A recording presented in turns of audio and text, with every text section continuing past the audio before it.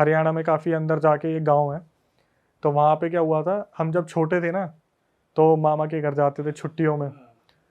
हमारे मामा के घर के सामने एक हवेली थी जिसका पीछे वाला एरिया किसी ने आज तक एक्सप्लोर नहीं करा ढंग से, क्योंकि उस हवेली में शायद किसी ने अपनी जान दे दी थी। और हुआ क्या था, जब हम गए थे ना, जब जाते थे तो हम ऐसे सोते थे जैसे सारा परिवार नीचे सो रहा है।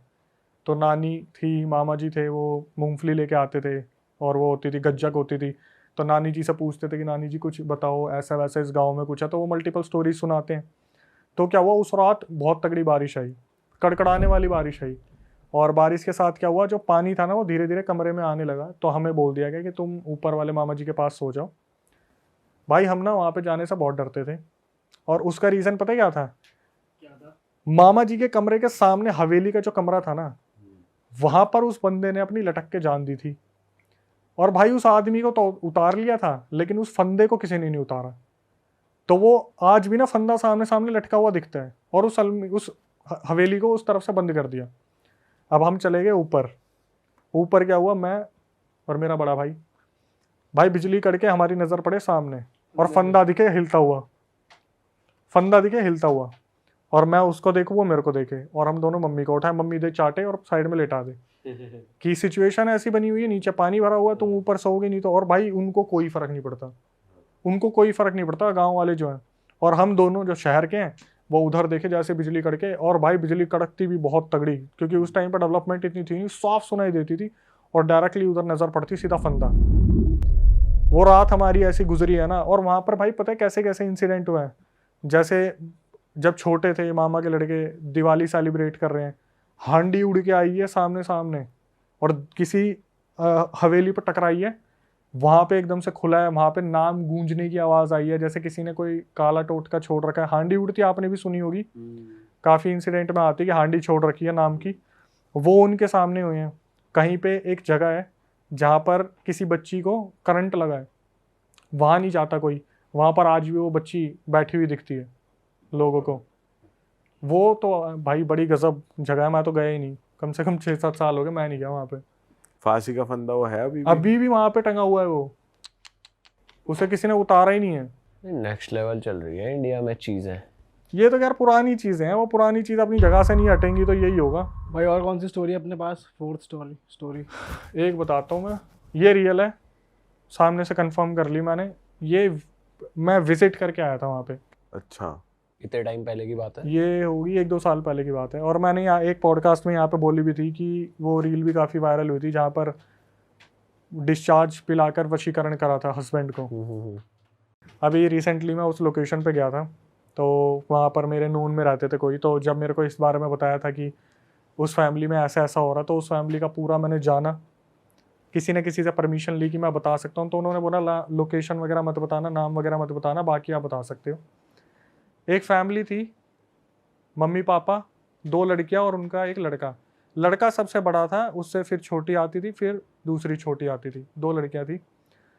जो माता जी थी और पिताजी थे बहुत मेहनती थे। पिताजी पूरी रात रात भर काम किया करते थे फैब्रिक वगैरह में, मतलब उसी फील्ड में थे, फैब्रिक में। गौ इंसान, और अपनी तरफ से उन्होंने अपने बच्चों की परवरिश में कोई कमी नहीं छोड़ी थी। हुआ क्या, जब सबसे बड़े लड़के की शादी करा दी गई, इनके घर में वो औरत आ गई। भाई क्या हुआ, जो इंसान अपनी बहनों से बहुत ज़्यादा प्यार करता था या अपनी फैमिली से बहुत ज़्यादा प्यार करता था ना, वो ऐसा हो गया कि 1 महीने के अंदर अंदर उसने अपने बाप पे हाथ उठाने शुरू कर दिए। और मैंने ये सारी चीज़ें सामने सामने देखी है, सुनी है, मैंने एक एक चीज़ कंफर्म की है। अपने पिताजी पे हाथ उठाता था, और घर में ना सब परेशान रहते थे कि ये अचानक से घर में इतने चेंजेस कैसे आ रहे हैं। तो जो लड़के की लुगाई थी, वाइफ थी, वो बोलती थी कि हमें इतना हिस्सा चाहिए, प्रॉपर्टी का इतना हिस्सा चाहिए। मतलब ये समझ लो कि जो वाइफ आई थी उसके बाद घर में चेंजेस आने स्टार्ट हो गए थे। हुआ क्या, इनने डिसीजन लिया कि यार एक काम करते हैं, काफ़ी बड़ा घर है, बीच में एक दीवार खिंचवा देते हैं, उस साइड वो रह लेंगे और बाकी बच्चों के साथ ये रह लेंगे। थोड़े टाइम बाद जो बीच वाली बहन थी उसकी शादी हो गई, वो अपने घर चली गई।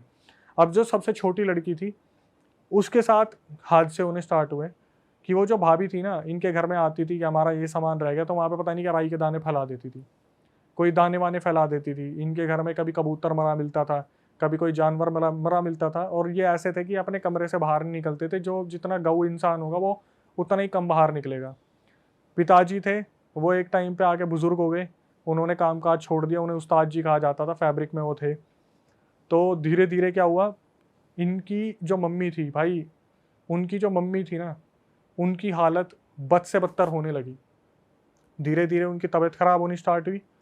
उनको इन्होंने क्या करा, बेड पे लेटा दिया। इनके काफ़ी ट्रीटमेंट और ऑपरेशंस वगैरह होते थे और चेकअप होते थे। चेकअप में कुछ भी नहीं आता था कि इनके अंदर कुछ है या नहीं है, कुछ भी नहीं आता था। लेकिन उस औरत जो औरत थी भाई, वो अपनी तरफ से सब कुछ करती रहती थी, सब कुछ करती रहती थी। पता नहीं कभी घर में कुछ मिल रहा है, कभी हल्दी पड़ी मिल रही है, कभी जो होते सिंदूर पड़ा मिल रहा है, राई के दाने, ये लौंग वगैरह बहुत कॉमन है। क्यों, आने की ज़रूरत नहीं थी, बस साइड से फेंक दो, क्योंकि छत भी सेम है ना इनकी, बस दीवार खिंचवार के घर में फेंक दो, वो वाला सीन था। ये क्या करते थे, झाड़ू से बाहर निकाल दिया। और कौन निकालता था, मम्मी जी निकालती थी। तो क्या हुआ, ये बेड पे आ गई। और बेड भी उस टाइम पे ना भाई वैसे नहीं होते थे जो फट्टे वाले होते हैं ना, उस टाइम वो चारपाई टाइप ज़्यादा होती थी। वो चारपाई जो रस्सी से बनती है ना, तो वो थी। तो क्या हुआ, इनकी मम्मी क्या करती थी, थोड़ा बहुत काम करा, थक गई, अपने चारपाई पे लेट गई। ठीक है, तो इन्होंने काफ़ी टाइम से ऑब्जर्व करा कि यार जो आंटी जी है ना, वो चारपाई छोड़ नहीं रही, मतलब सफाई करनी भी बंद कर दी। सबसे छोटी लड़की है वो कर रही है, सफाई वफाई बंद कर दी, बिल्कुल ऐसी चारपाई पे लेटी रहती थी। उन्हें हफ्ते से ऊपर हो गया, वो बस चारपाई पे लेटी लेटी खा लेती थी। बहुत ज़्यादा एजिड हो रही थी, धीरे धीरे खा रही थी, हल्का बहुत, मतलब ऐसा हो गया था कि हालात बहुत बद से बदतर हो गए थे। और इन्होंने दूसरी चीज़ों पे छोड़ ही दिया था कि दूसरी ऐसी कोई चीज़ है। इससे पहले एक इंसिडेंट और हुआ था जो उस घर में हुआ था, मैं बताना भूल गया। जो बीच वाली बहन थी ना, उसने एक बार क्या करा, उनके घर में जब कोई टोटका पड़ा था, मैंने उस लड़की को लाइव देखा भी जो मैं बता रहा हूँ। उसने क्या करा, अपने हाथ से वो टोटका उठाया और उसने गुस्से में अपने घर से बाहर फेंका। और उसने क्या करा, ऐसा पसीना हटाने के लिए यूँ करते ना, यूँ, उस लड़की के ना यहाँ पे अजीब सी एक एलर्जी हो गई, यहाँ पे इतने हिस्से पे। उसकी दवाइयाँ दे दे के उस एलर्जी को रोका गया, जो एलर्जी आज तक नहीं रुकी हुई है। उसका इतना बड़ा ना ऐसा घाव सा निशान है यहाँ पे, आपने देखा? मैंने देखा सामने। उस लड़की, वो जो मेरे सामने आई थी, मैंने पूछा था कि यही है, तो इन्होंने बताया हाँ, इसने उस टोटके को ऐसे करके ऐसे फेंका था और बस यूं करा था पसीना साफ करने के लिए, यहाँ पर उसके घाव आ गए। उन्हें पता चल रहा है पड़ोसी ये सब कर रहे हैं, पर कुछ नहीं कर पा भाई रहे। पड़ोसी नहीं है, बच्चा और उसकी वाइफ रह रहे हैं साइड में, बट वो फिर उनके खिलाफ कुछ एक्शन नहीं ले रहे, कुछ नहीं इसलिए कह नहीं रहे। ले रहे क्योंकि इन्हें इन चीज़ों की नॉलेज ही नहीं है। इन्हें बस ये इन्हें पता लग रहा है गलती से गिर गया या ऐसा। यार मैं बताऊं, जैसे कोई शरीफ इंसान होगा ना, उसके साथ ये हो भी रहा होगा, तो मैं बहुत सारे रियल इंसिडेंट आते हैं उसमें, पता क्या बोलते हैं, भगवान के भरोसे छोड़ दो, भगवान अपने आप देख लेगा। ठीक है, तो वहाँ पे मान्यता भी है बहुत सारे मंदिरों की, और बहुत बड़े बड़े हनुमान मंदिर है वहाँ, बस लोकेशन नहीं बता सकता मैं। तो उस लड़की ने ऐसे करा, उसका पूरा मुंह यहाँ से इतना हिस्सा उसका खराब हो गया। ठीक है, फिर उसने मना कर दिया कि तुम टोटके को हाथ मत लगाओ, तो मम्मी जी ही सब कुछ करती थी। जब 1-1.5 हफ्ता मम्मी जी नहीं उठी ना वहाँ पर से, इन्होंने कहा कि दोबारा डॉक्टर के लेके जाना है चेकअप के लिए, क्योंकि खाना भी नहीं खा रही है अब। भाई इन्होंने जब ऐसे चारपाई से आंटी जी को उठाया ना, तो ना वहाँ पर उनकी सूट, उनकी बैक पूरी खाल चिपक गई थी, उनकी कमर पूरी गल गई थी। काले जादू से इतना बुरा हाल करा था ना उनके घर में, उनकी कमर पूरी गल गई। चारपाई जैसे होता नहीं, यूं यूं स्क्वायर बने थे, वैसे पूरी खाल चिपकी हुई थी उस पर। ये इतना ज़्यादा बौखला गए, क्योंकि लड़की की भी शादी होगी, लड़का तो बगल में ही रह रहा है, वो तो लड़का कुछ कर ही नहीं रहा, वो तो बस मारपीट करता है। और औरत इतनी गंदी है कि अगर कोई बीच में आता है ना बचाव के लिए, तो ये अपने कपड़े फाड़ देती है। वो मारपीट या घर वालों को ही मार रहा है? घर वालों को, कि मेरा बाप है, प्रॉपर्टी नहीं दे रहा, मेरे को पैसे नहीं दे रहा, ये नहीं है वो नहीं है। और बाप बेचारा भाई, अपनी लड़कियों की शादी भी तो करनी है उसे, तेरी तो करा दी, तू तो किसी काम का है नहीं, पेपर से बेदखल कर दिया, फिर भी नहीं मान रहा। प्रॉपर्टी चाहिए, कुछ ज़मीन जायदाद होगी कहीं खेतों की, वो चाहिए। थप्पड़ वप्पड़ बीवी बीच में घर में घुस जाती है कि हमारे घर में ये चीज़ नहीं है, पैसे दो हमें। कभी किसी ने एक्शन लेने की कोशिश की, कपड़े फाड़ लिए, पुलिस बुला ली कि मेरा ऐसे ऐसे अटैम्प्ट करा, ये है वो है। भाई पिताजी बहुत परेशान हुए। माता जी एक टाइम पे आके उन्होंने बोलना बंद कर दिया, वो सुन पड़ गई, बस ऐसे लेटी थी तो ऐसे लेटी रहती थी। एक रात क्या हुआ, घर में चिल्लाने की आवाज़ आई, पता नहीं किसकी, किसी एंटिटी की, बहुत तगड़ी। और माता जी बस अपनी जगह पे लेटी लेटी, जैसे होता ना एकदम से घबरा रही है, स्लीप पैरालिसिस में वाइब्रेट हो रही है, ऐसे होता रहा। उनके मुंह से झाग निकलने लगे। उनको इमरजेंसी में हॉस्पिटल ले जाया गया। हॉस्पिटल वालों ने हालत देखी कि यार कुछ भी समझ नहीं आ रहा कि इनके साथ हो क्या रहा है। और भाई लिटरली मैं काफ़ी ना इमोशनल हो जाता हूँ जब ऐसी चीज़ बताता हूँ, क्योंकि मेरे सामने वो पूरी फैमिली बैठी हुई थी, उनके मुंह से झाग निकले। और आखिरी में जो मैं बताऊंगा ना भाई, आपको इतना हेट होगा ना, वो औरत के मुंह से झाग वाग निकले, उन्हें हॉस्पिटल लेके गए, वो औरत ना तड़प रही थी लिटरली। क्यों? मेरे को खाना दे दो, मेरे को पानी दे दो, मेरे को प्यास लग रही है। डॉक्टर ने बोला भाई मत देना, इनकी अंतड़ियाँ किस टाइम भी फट सकती है, मत देना। अब जो बच्ची थी वो अपनी माँ के बहुत ज़्यादा क्लोज थी, उसने बोला कि माँ को तड़पते कैसे देख सकती हूँ। उसने 1 गिलास पानी ऑफर करा, उसकी मम्मी ने पानी पिया और वहीं पे उसकी अंतड़ियाँ फट गई। अंतड़ियाँ फट गई, वहीं ऑन द स्पॉट क्लियर हो गया कि आपको मना करा था। तो बच्ची बोली कि मैं अपनी माँ को मतलब तड़पते देख लूँ, पानी ना पीने दूँ। उसके बाद माता जी चल बसी, जो पिताजी हैं, लड़की है, वो कहीं ना कहीं अपना पीछा उनसे छुड़वा के कहीं और चले गए।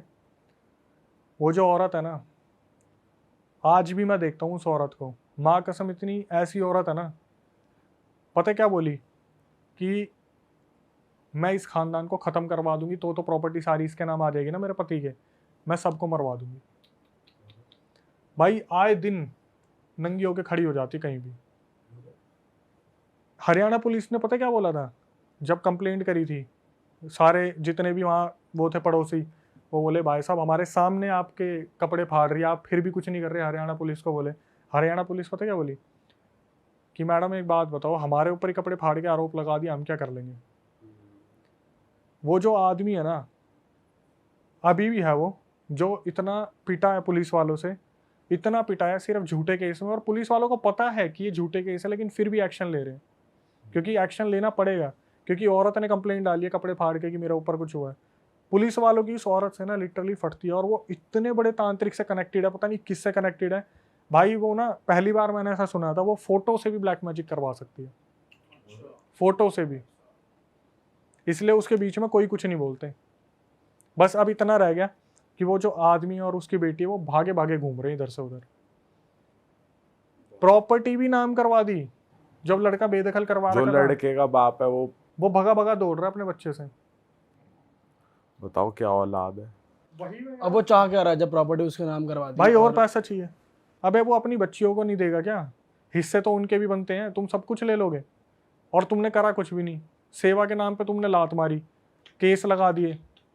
अभी तक वो लोग ना ऐसे डर में जीते हैं। जब मैं बोलता हूँ ना कि कोई हेल्प चाहिए, कुछ नहीं चाहिए, नहीं नहीं बेटा तू बीच में मत आ। भाई ये तो अलग ही चीज है यार, क्या ही औलाद है। भाई हाँ, लास्ट फाइनली अब मुझे याद आया, जो वो रील वायरल हुई थी वो क्या थी कि जब इन्होंने, जो पापा जी थे और उनकी लड़की ने पता करवाया कि एक्चुअली में हमारा लड़का ऐसा क्यों कर रहा है, चलो ये तो दूसरे ब्लड लाइन की है, हमारा लड़का ऐसा क्यों कर रहा है, तब वो जो वहाँ पर बैठे तांत्रिक थे उन्होंने बताया कि आपके लड़के को पहले दिन ही इसने अपना वाइट डिस्चार्ज पानी में मिला के पिला दिया था।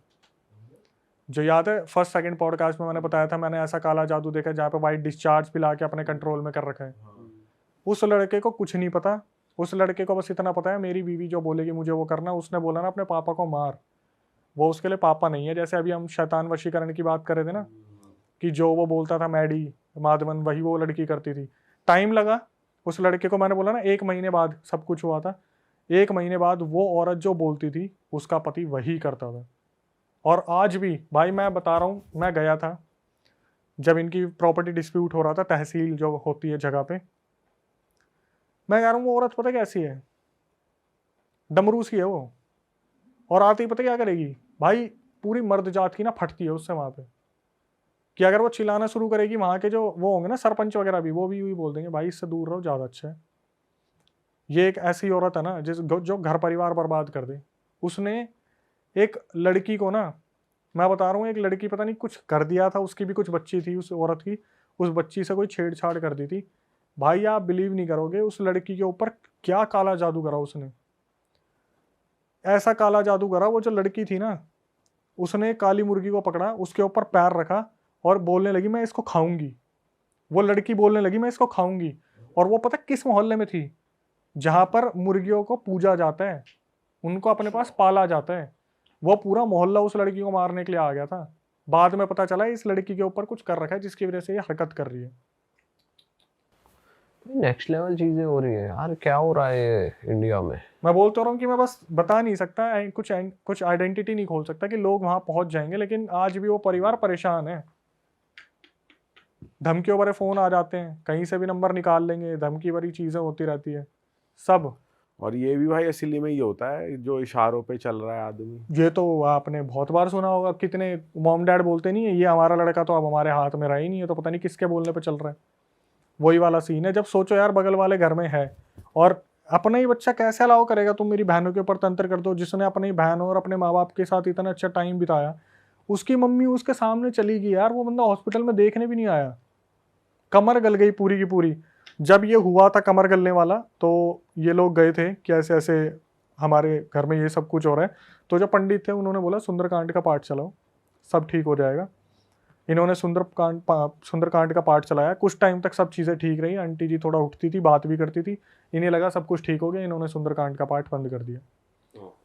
ये जो हर बंदे से गलती होती है वो इन्होंने कर दी वो गलती, जिसकी वजह से ये चीज़ें कंटिन्यू हो रही और आखिरी में अभी तक भी ये चीज़ें ख़त्म नहीं हुई है। और वो लड़का अब भी ऐसा ही है, पोपलू सा, अपनी उसी की लुगाई की मानता है, उसके आगे और कुछ नहीं दिखता उसे। वो तो कुछ कर ही नहीं सकता, वो तो अगर वो वशीकरण हो रखा है फिर तो वो उससे कंट्रोल में रहेगा। जैसे पिताजी बोलते हैं ना कि मैं लुगाई से बात नहीं करूंगा, मतलब तू तो उसकी बीवी है, तेरे से मेरा क्या मतलब है, मेरा तो अपने लड़के से मतलब है ना। लड़का पता है क्या बोलता है, यही सारे फैसले लेती है, आज आगे तू बात कर ले, मैं आराम से बैठ जाता हूँ। लड़का बैठ जाता है आराम से, लुगाई बोलती रहती है। ये तो पूरा घर का सिस्टम हिल गया, बर्बाद हो गया पूरा, सिर्फ एक शादी की वजह से। मैं सिर्फ यही बोलता हूँ उन अंकल को, अंकल आप कहाँ से ढूंढ के लाए थे? बोले भाई कोई बिचौलिया था, करवा दिया इससे सी। भाई पहले पता भी तो नहीं लगा पाता ना इंसान। भाई ऐसे कितनी बार मेरे पास पता है ऐसे रियल इंसिडेंट आते हैं जो मैं अपने चैनल पे बता सकता हूँ, इसलिए मैं यहाँ पे बताऊंगा नहीं, कि वहाँ पर बंदे पता है क्या बोलते हैं कि अक्षय भाई जैसे लव मैरिज बहुत होती है, ठीक है। अभी एक इंसिडेंट आया था, उसका मैं थोड़ा सा क्रिस्प बता देता हूँ ऊपर का। उसमें क्या हुआ था, एक लड़का 2012 में एक लड़की से मिला कॉलेज में, उसे प्यार हो गया उससे, और 2014 में वो बंदा कनाडा चला गया। 2016-17 में वो लड़की उसे कांटेक्ट करती है कि हम ऐसे ऐसे कॉलेज में मिले थे। ये लड़का उससे बहुत प्यार करता था, कनाडा में जब था तो भी, ये इंडिया मतलब चंडीगढ़ का लड़का बहुत प्यार करता था उससे। तो इसने क्या करा, इसके जो चंडीगढ़ वाले के पेरेंट्स हैं ना लड़के के, वो हमेशा बोलते थे बेटा ठीक है तू लव मैरिज करने जा रहा है, बट कम से कम सामने वाली की जो लड़की है उसकी फैमिली को तो एक बार परख लेते हैं हम, चेक कर लेते हैं। और लड़का हमेशा पता क्या बोलता रहा, मम्मी मैं उससे लड़की से मिला हुआ हूँ, आप टेंशन मत लो, हमें तो उससे मतलब है, हमें उसकी फैमिली से मतलब थोड़ी ना। और हर कोई यही बोलता है ना, हमें तो लड़की चाहिए 2 कपड़ों में। आखिर में ऐसी ऐसी तैसी हुई ना उस लड़के की, उस लड़के ने पता क्या बोला, अक्षय भाई हाथ जोड़ के बोल रहा हूँ, जब शादी करो ना तो सामने वालों का पूरा बैकग्राउंड चेक कर लो। ये जो प्यार मोहब्बत की गलतियां होती है ना, आगे जाके साला बहुत इंसान पछताता है वो। भाई परखना तो चाहिए सामने वाली फैमिली को पूरा ही, और मतलब सिर्फ लड़के वाले नहीं, लड़की वाले भी परखने चाहिए कि भाई अगला। किसी का भी एग्जाम्पल ले लो, आप XYZ यहाँ सारे हम भाई बैठे हैं, आप किसी लड़की को पसंद करते हो, आपने उसको कमिटमेंट दे रखा है, उसने आपको कमिटमेंट दे रखा है, आपको तो मतलब उससे होगा ना। आप ये थोड़ी ना बोलो बार बार बोलोगे तेरी फैमिली में कौन क्या क्या करता है, कितने टाइम से क्या क्या कर रहा है, आप एक बार पूछ लोगे, 2 बार पूछ लोगे। और आप अगर उसकी फैमिली में जाओगे, वो तो ये बोलेगा आपने तो हमारी लड़की देख ही रखी है, आपने तो हमारी लड़की तो आपकी लड़की होगी बस सब। तो आप उनसे पूछोगे भाई साहब आप क्या करते हो, ये बुजुर्ग आदमी क्या करते थे पहले के टाइम पे। भाई पहले तो पूरी जांच। बट ये तो अब भी होता है, घर वाले तो पूछते ही हैं कि सामने वाला क्या करता है, मतलब थोड़ी अरेंज में लव में नहीं होता ये आजकल, लव में तो सीधा भाई लड़की से मतलब है, कर लो। लड़का लड़की आपस में पूछते हैं, फैमिली वाले भाई साहब और खाओगे, अबे तेरे को पहली मीटिंग में ही खिला दिया। अभी हाँ गुड़गांव का किस्सा आया एक, भाई moving on to the next. Yes, horror incident. हाँ भाई मजा दिला दो थोड़ा। ये भी काफ़ी पुराना इंसिडेंट है, जब मैंने चैनल स्टार्ट करा था तब मेरे पास आया था। बताने वाला अब तो कांटेक्ट में नहीं है। 4 दोस्त, इनकी मुलाकात भी ऐसे हुई थी कि गुड़गांव के किसी MNC में इंटरव्यू देने गए थे। अब वहाँ पे होता है ना कि जैसे इंटरव्यू में बैठे हुए हैं, सूट वूट पहन के, हाँ फाइल वाइल ले रखी है, तो एक दूसरे का मजाक उड़ा रहे थे कि रिसेप्शनिस्ट लग रहा है, ये वैसा लग रहा है वैसा लग रहा है। तो हो जाती है, कुछ 3-4 लोगों की दोस्ती हो गई, तो इनकी भी 4 की दोस्ती हो गई आपस में उसी कंपनी में इंटरव्यू देते हुए। और हुआ क्या जब ये बातचीत कर रहे थे तो होते ना कि कॉन्टैक्ट नंबर चेंज हो जाते हैं, तो इनके कॉन्टैक्ट नंबर चेंज हो गए। बाहर निकलने के बाद फिर भाई तेरा इंटरव्यू हो गया, तू सिलेक्ट हुआ, नहीं हुआ भाई, मैं भी नहीं हुआ, चल टपरी पे सिगरेट पीते हैं, मिलते हैं, ये वो करते करते ये एक दो मोहल्ले में थे आसपास, इनकी बातचीत हो गई और ये बहुत अच्छे दोस्त बन गए। 2018 के एंड आते आते जो सर्दियों का टाइम आ जाता है, तब तक ये इनकी जॉब भी लग गई, सब चारों सेटल्ड हो गए, बढ़िया अच्छी अच्छी की नौकरी लग गई। किसी की सैलरी ज़्यादा थी, किसी की कम थी, लेकिन एक लड़का था जो उम्र में सबसे बड़ा था, उसकी एक गर्लफ्रेंड थी, उससे जो छोटे वाला था उसका जस्ट अभी ब्रेकअप हुआ था, और उससे नीचे जो होते हैं ना दो खिलखिलाने वाले दोस्त और हर किसी का मजाक बनाने वाले दोस्त, तो 4 जनों की जोड़ी थी। सबसे पहला जिसकी गर्लफ्रेंड थी, दूसरे का ब्रेकअप हुआ था, और ये 2 थे। काफ़ी टाइम से जैसे हर बंदा प्लान बनाता है घूमने जाएंगे, पर कभी घूम नहीं पाते। इनके भी यही प्लान बनते थे कि भाई सैटरडे संडे कहीं चलते हैं। कभी उसकी गर्लफ्रेंड मना कर देती थी, कभी जो ब्रेकअप में होता था वो मना कर देता था, कभी 2 दोस्त अपने घर चले जाते थे, बाहर से थे या अदर स्टेट के थे और गुड़गांव में रह रहे थे। एक दिन फाइनली 2018 में इनका प्लान बनता है कि भाई दूर तो नहीं जा सकते, लेकिन गुड़गांव का सोना वाला जो एरिया पहाड़ी वाला, वहाँ से अरावली हिल्स घूमते घूमते हम अपना पूरा मस्त नाइट लाइफ एंजॉय करते हुए अपने संडे वापस आ जाएंगे, पूरा नाइट आउट करेंगे, ढाबे पे खाना खाएंगे, रेस्टोरेंट नहीं जाना बिल्कुल भी, सब देसी करेंगे, क्योंकि एमएनसी में खाना खा खा के मील खा खा के बोर हो गए थे। अब इन्होंने बताया कि एक लड़का था जिसने मुझे बताया, बाकी मेरे को किसी का नहीं पता। सबसे छोटा वाला था जिस लड़के ने मुझे बताया कि अक्षय भाई मैं आपको शुरू से बताता हूँ, बोला कि जब हमने प्लान बनाया था ना, तो सबसे बड़े वाले जो भैया थे उनके गर्लफ्रेंड थी और उन्हीं के पास गाड़ी थी। तो उनकी गर्लफ्रेंड हमेशा प्यार तो करते थे आपस में, लेकिन गर्लफ्रेंड चिढ़ती थी कि यार मेरा टाइम होता है सैटरडे संडे, घूमने चले जाएंगे अब। तो जब ये लोग वहाँ पहुँचे तो गर्लफ्रेंड ने काफ़ी आनाकानी की, तो होता है ना कि भाभी हमारे साथ है, आज का दिन तो हमें दे दो। तो ये करकुरा के वहाँ से निकल गए गाड़ी में। जब ये गाड़ी में निकले, इन्होंने आपस में मजाक मस्ती कर रहे थे, वो 2 छोटे वाले थे पीछे बैठे थे, लेफ्ट में वो बैठा हुआ था जिसका ब्रेकअप हुआ था, राइट में अपनी गर्लफ्रेंड वाला। तो बार बार गर्लफ्रेंड के फ़ोन आ रहे थे कि कहाँ पहुँचे, तो पीछे वाले मज़े ले रहे थे, भाभी अब तो छोड़ दो, एक दिन की बात है, कल सुबह आ जाएंगे, कल शाम तक आ जाएंगे, ऐसे ऐसा बातचीत इनकी चल रही थी। धीरे धीरे निकलते हैं गुड़गांव की रोड पे, 2-4 बियर लगाते हैं। तो एक टाइम ऐसा आता है, जो ब्रेकअप हो रखा था ना, वो बंदा काफ़ी सीरियस बैठा था, मे बी शायद वो अपने पीने के बाद गम में पहुंच गया, पुरानी लाइफ में गर्लफ्रेंड वाली मेमोरीज, पीछे वाले मज़े ले रहे थे कि देख देख फिर सो गया। तो गर्लफ्रेंड की बातें चल रही थी उन दोनों की कि एमएनसीज में नई नई गर्लफ्रेंड, मतलब लड़कियां आई हैं, इंटरव्यू चल रहा है, ऐसे करेंगे वैसे करेंगे, और जो बता रहा है वही ये सारी हरकतें कर रहा था। तो मैंने बोला फिर आगे क्या हुआ? उसने बताया कि भैया ऐसे ऐसे, मैं आपको रिकॉर्डिंग भेज दूंगा। अब उसने रिकॉर्डिंग भेजी, फिर आगे पता नहीं कब भेजी थी।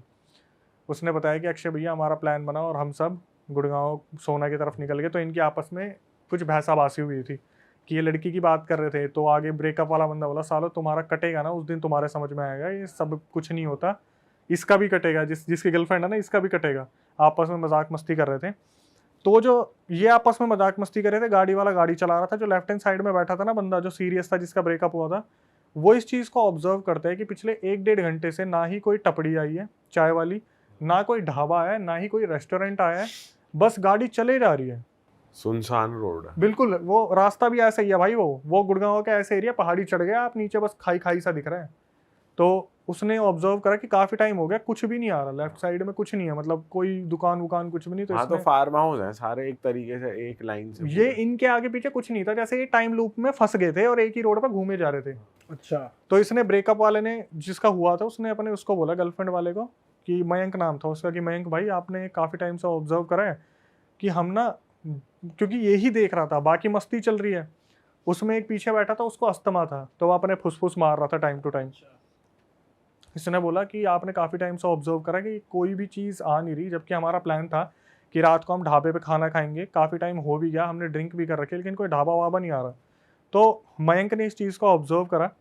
मयंक ने देखा यार ये बात तो बिल्कुल सही बोल रहा है, मैंने देखा नहीं इस चीज़ को, मैं डेस्टिनेशन भी देख रहा हूँ, और उस टाइम पर मैप वैप ये फॉलो नहीं कर रहे थे, क्योंकि गुड़गांव में ही काम करते थे, तो इतना ज़्यादा लोकेशन का इशू नहीं था।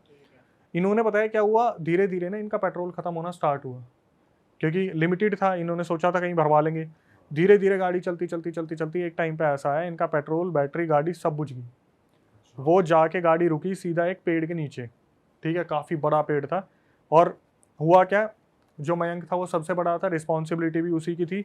अब ये पेड़ के नीचे गाड़ी में बैठे हुए हैं, दिमाग में ये भी लग रहा है, डर भी लग रहा है कि हम कहाँ हैं, एक दूसरे को मोटिवेट भी करें कि क्यों टेंशन ले रहा है तो सारे साथ में ही। तो जो बताने वाला है वो पीछे बैठे हुए थे, उसने बोला कि भाई जो साइड में बैठा था बंदा जिसको अस्थमा आता था, उसको ना डॉक्टर ने बोल रखा था आप ज़्यादा स्ट्रेस मत लेना तभी अटैक आएगा। और ये जब भी सुनता था ना ऐसा कुछ, ये भाई इसको अटैक आ जाते थे। एक टाइम ऐसा हो गया था जब बार बार फुसफुस मारने से ना कभी कभी बेहोशी वाली हालत में आ जाता था। ठीक है, अब आगे जो 2 बंदे बैठे थे उसमें जिसका ब्रेकअप हुआ था वो देखते हैं तो भाई लाइट बैटरी वगैरह सब बंद पड़ा हुआ है, बिल्कुल अंधेरा है, मोबाइल में नेटवर्क नहीं है उस जगह पे। ठीक है, बिल्कुल ऐसी जगह आ गए जहाँ पर ना ही आसपास कुछ दिख रहा है, सारी लाइट्स बंद पड़ी हुई है। तो इनमें से जो सबसे बड़ा वाला बंदा होता है मयंक, जिसकी गर्लफ्रेंड है, वो बोलता है कि मेरे को दूर थोड़ी सी लाइट दिख रही है, मैं जाता हूँ, वो पक्का कोई ढाबा होगा, वहाँ से हेल्प लेके आता हूँ। इसने बताया कि अक्षय भाई बिल्कुल छोटा सा बल्ब होता है ना, ऐसा दूर कुछ दिख रहा था, जैसे आप मनाली जाओगे तो या मसूरी देहरादून जाओगे तो बिल्कुल। दूसरी पहाड़ी पे लाइटें दिखती है।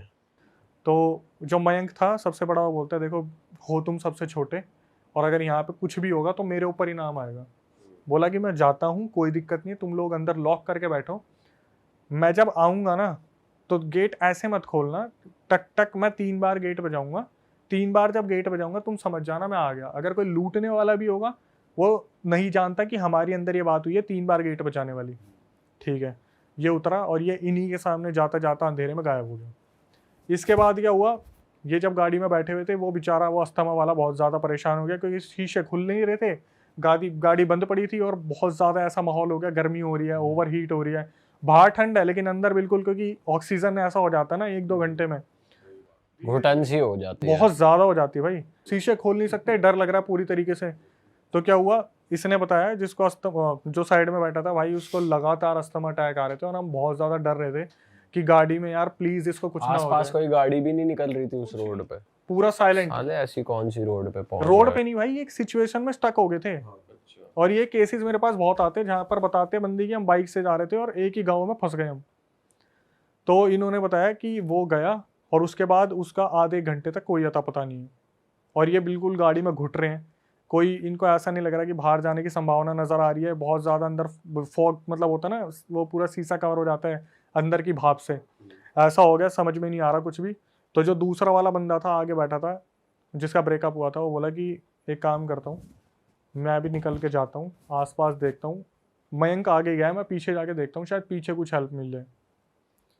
भाई दोनों ने मना करा, पीछे जो बैठे थे छोटे थे, डर लग रहा था, उन्होंने मना करा भैया मत जाओ, मयंक भैया अभी तक आए नहीं है, आप भी अगर चले जाओगे तो इसको अस्थमा अटैक आते हैं, मैं इसको नहीं ऐसे पकड़ पाऊंगा, अकेला कैसे संभाल लूंगा मैं, और इमरजेंसी आ गई तो, और सिचुएशन इमरजेंसी वाली ही चल रही थी कि वो बंदा बहुत बार उसको अस्थमा अटैक आ गए थे क्योंकि वो पैनिक बहुत कर रहा था, छोटे थे ये लोग।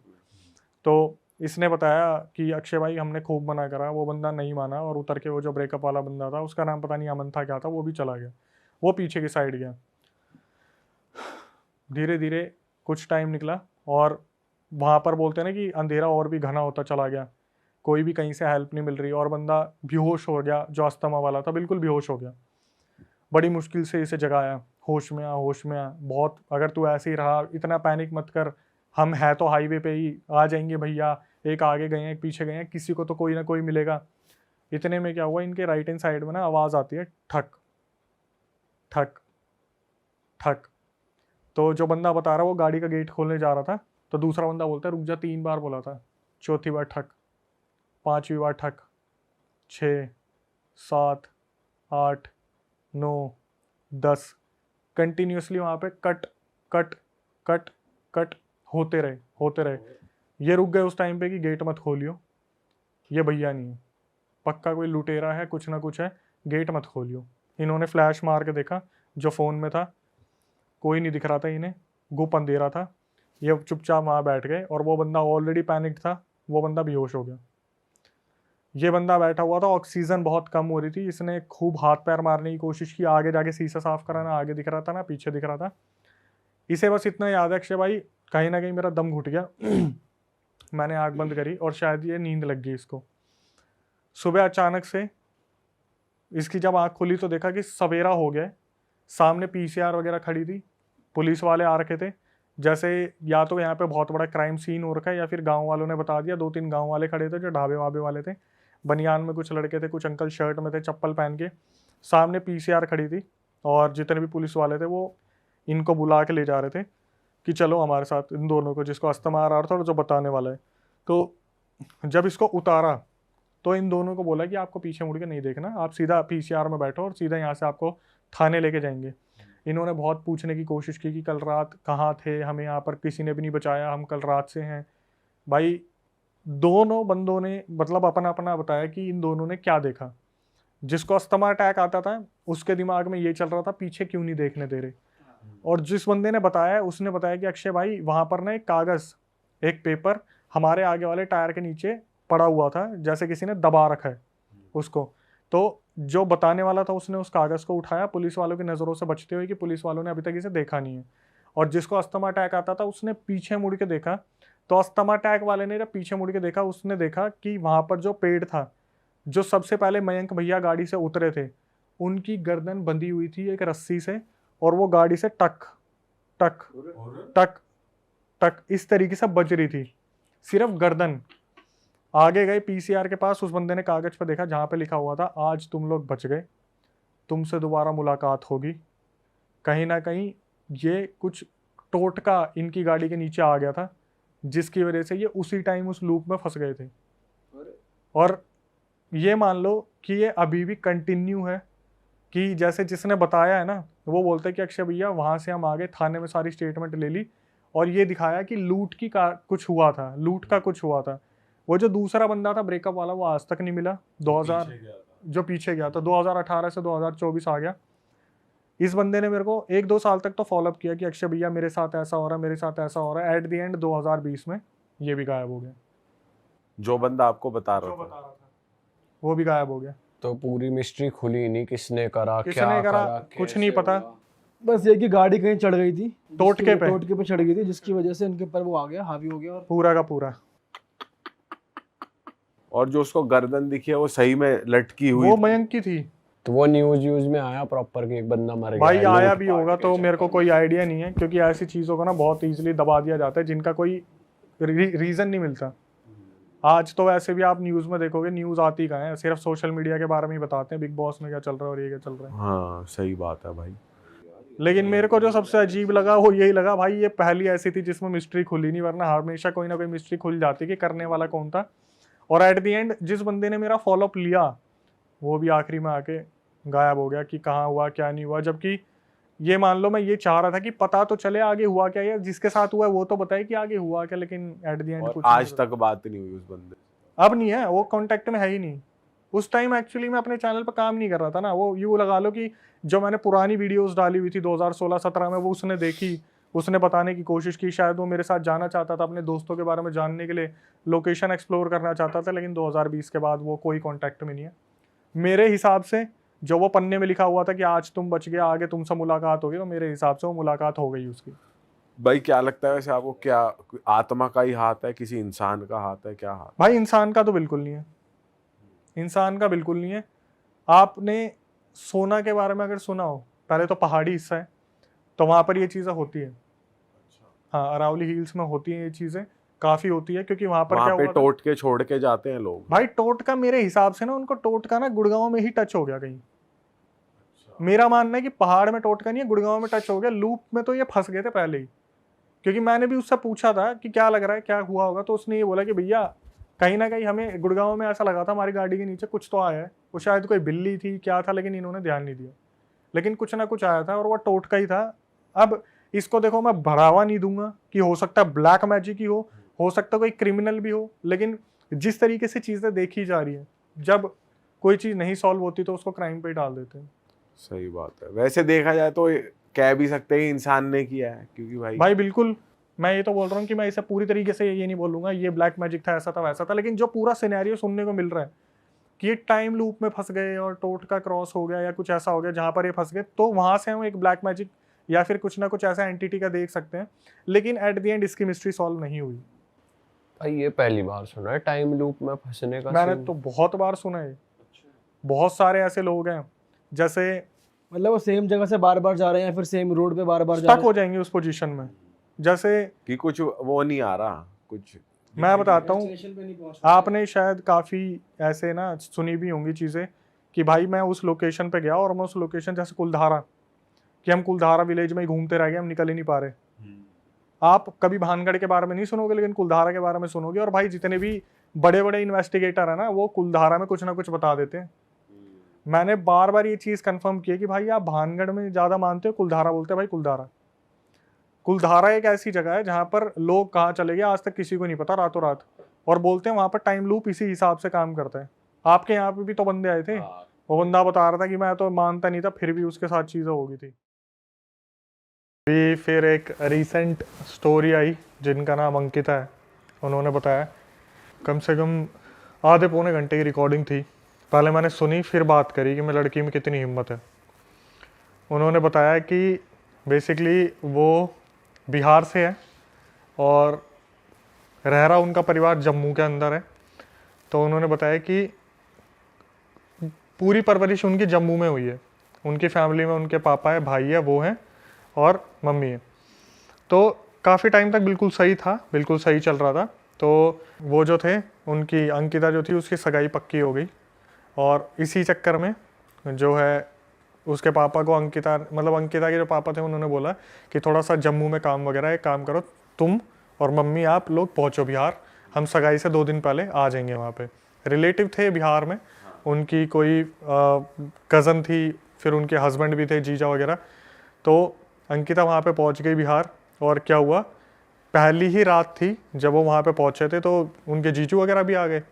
अब भाई उनका प्लान बनता है, जीजू की फरमाइश आती है कि हमें तो अंकिता के हाथ का चिकन खाना है।